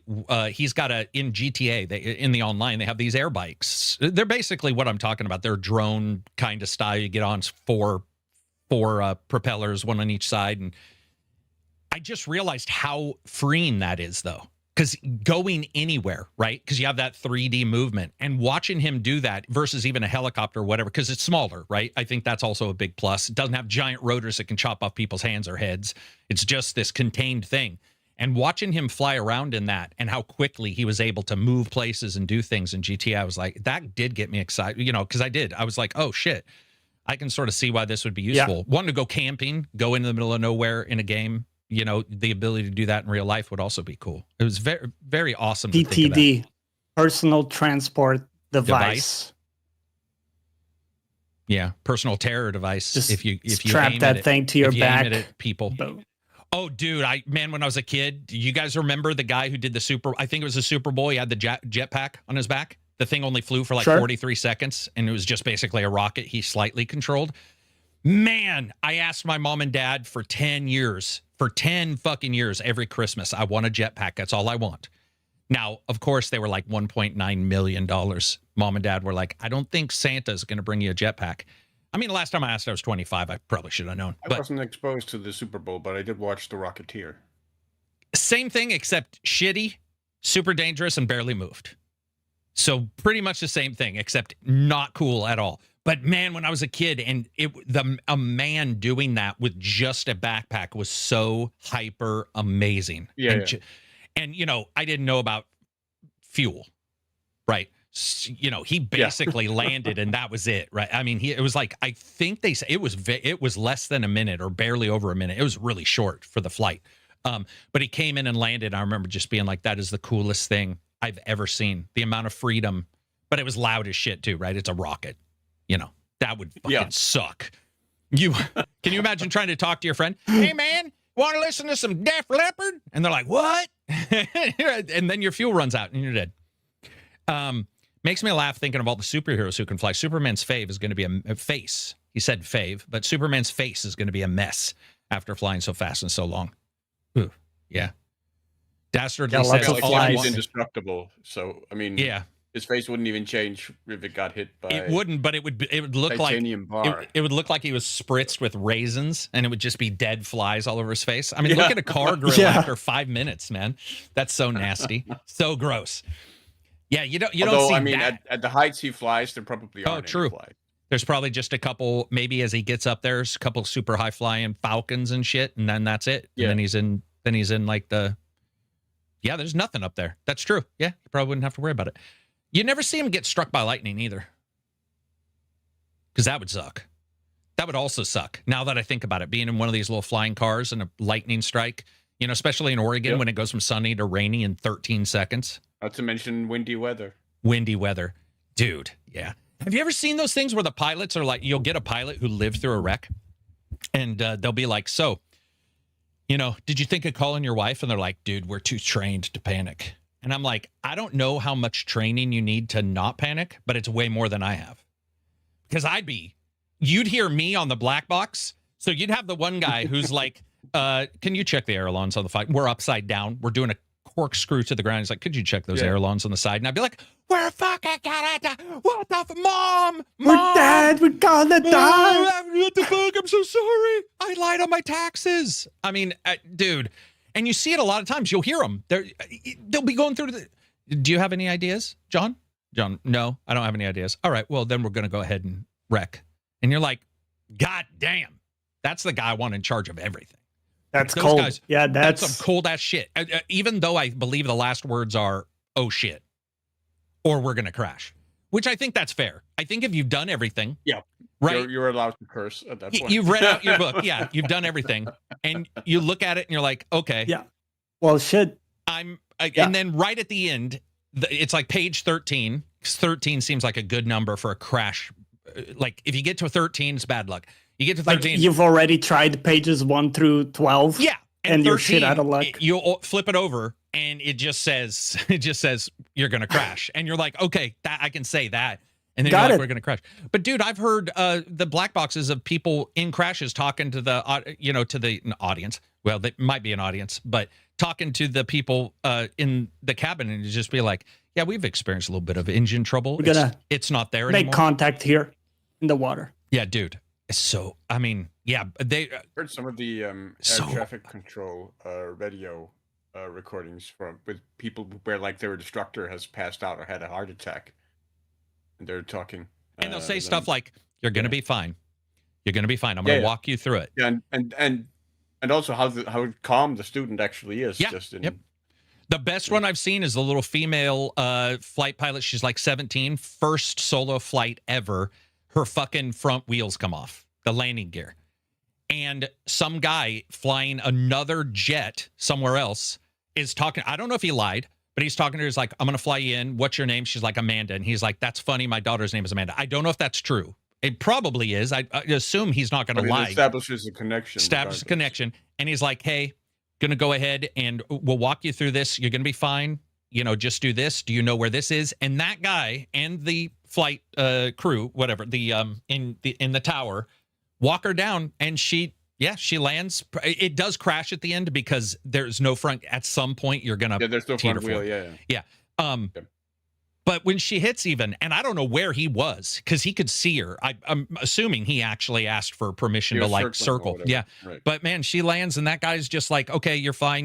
Boom. Nope. You want to go ahead and pull back? No, go ahead and pull. Even his correction was like, no, pull back. No, pull back. Oh, good job. And then she just lands and he's like, you'll be fine. You'll be fine. And it flips over and he's like, are you okay? And she's like, yeah.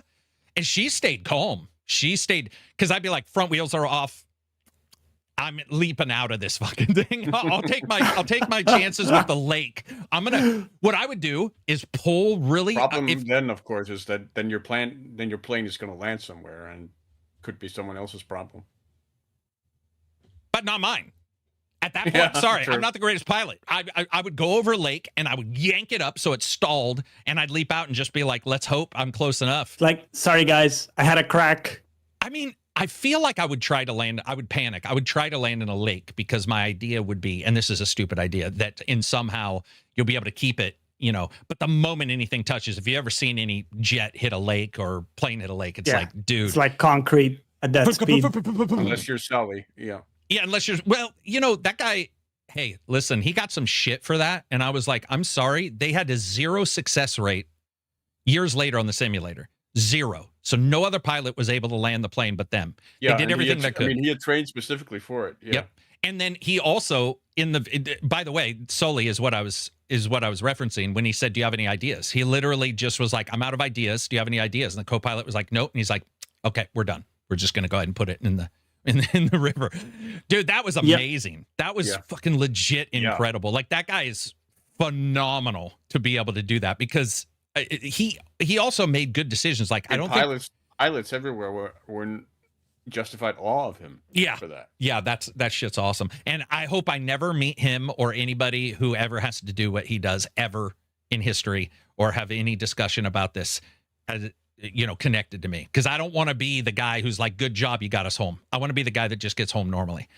Like, I know a lot of people are like, man, that'd be exciting. I'm like, I don't know what exciting means to you, but that does not mean exciting to me. I want my flight to be as uneventful as possible, or explode in the air. One of the two. I'm okay with both. As long as it doesn't explode and I eject and I fall to the ground on fire. But I don't want to be the guy with the an uneventful exciting flight. Yeah. Adam Sandler movie flight. Yeah, exactly. Or who's the guy who talks like this? Ben Stein. Is that Ben Stein? The comedian? The actor? Ben Stein? Bueller. Yeah. That is Ben Stein. Yeah. I want that guy flying. Right. Just like, we have landed. I want Carrick to fly the planes I get on. I know we'll be safe. Oh, you would. We would never leave the ground. We would just taxi onto a road, and I would get you there by just following the road. we would never take off. Safest flight ever. Actually, probably not. That's probably even more dangerous now that I think about it. What else do we got before we wrap it up? Got anything amazing?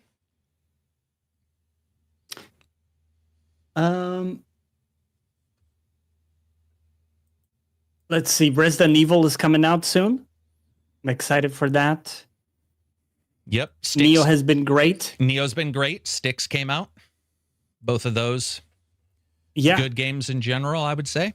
Styx has some issues, but seems like they're on top of it. So, Cosmic Force is pretty good. Or classic 2D beat 'em up. 2D beat 'em up. A lot of good games coming out too. Yeah, it's going to be sort of a packed couple weeks, man. I mean, Crimson Desert's next month. It's a cast of like 15 characters. And looks really good. I think graphically that one looks good. What else do we got? Shit, that's about it. What are we at? What are we at for time? I think we're about 3 hours. 3 hours and 10 little minutes. North of 3 hours. We can wrap it up now. What are you going to stream this weekend, Johnny? Do some more Neo 3 and League. So Neo 3, I pretty much completed everything in the first era, but I'm just getting through the last part of the story there, hopefully making it to the second kind of big part. and I got like almost 30 hours, and I'm still in that first era, but there's just a lot of stuff to do and explore. But Yeah, it's thick. it's been great. The game's thick. Yeah. Thick game. What about you, Silver? What are you going to be playing? You did some Wild Lands. Yeah, might be playing that over the weekend with a couple of people in the Discord if possible. Very cool. And I'm working on reviews. You can guess some of them you probably can't. I did delay the monthly video. That'll be next week. Was going to do it this week, and then there was a cancellation the delay of replaced. So I had to go in and move that, and then once I did that, I was like, well, the cut doesn't sound very good. So I sound a little different each day when I record, depending on the day, the time, how I'm sitting. So I was like, I'm going to have to re-record all of it. So that got delayed. But yeah, you should see a review from me next week. Silver, did you return to Helldivers for the Cyberstan invasion? This is Servant Berserker. Of course I did. Yeah, of Always course. do my duty for democracy. Come on, man. He was there. Yeah, he was there day one. It was a pretty big update. They had introduced some new enemies, some of which are pretty cool. Like a giant new cyborg kind of weapons platform tank thing, where you actually have to like shoot out some elements on it to get it to open up a vent where you can then throw in a grenade to blow it up. You know, speaking of games, I was trying to think of what I've been playing. I mean, I've been doing the reviews. I haven't really. I want to play Mugenics. I want to play Baby Trading Simulator. I want to play. Johnny and I talked last week. I played National Park Simulator, which it's rough, but that actually looks like it could be an enjoyable game. A couple other simulators coming out. There's Docked, which not docking, Docked, which I think has you control cranes at a large docking facility, like your San Francisco or something like that, where you have a bunch of shipping containers come in. That could be fun. I like those kind of games. And then I can't talk about that. Yeah.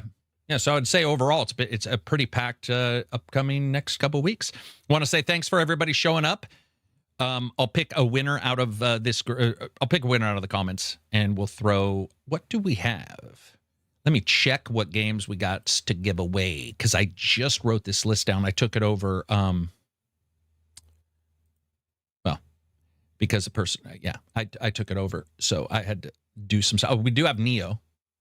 That's cool. Okay, I've got Neo, and I've got. We had a nice. Let's see. Baloney Bill has also given us Resident Evil Village. That is Steam. Ooh. So Resident Evil Village and a Steam version of Neo. So I'll look through the comments and I'll contact people through the comments. If I can't find you, I'll post again next week so we can catch you as well. Anyway, that'll be it for us. Thank you, Oh, wait. Robert says new DLC for Age of Wonders 4 coming out very soon. I know, and it looks awesome. It's rabbits.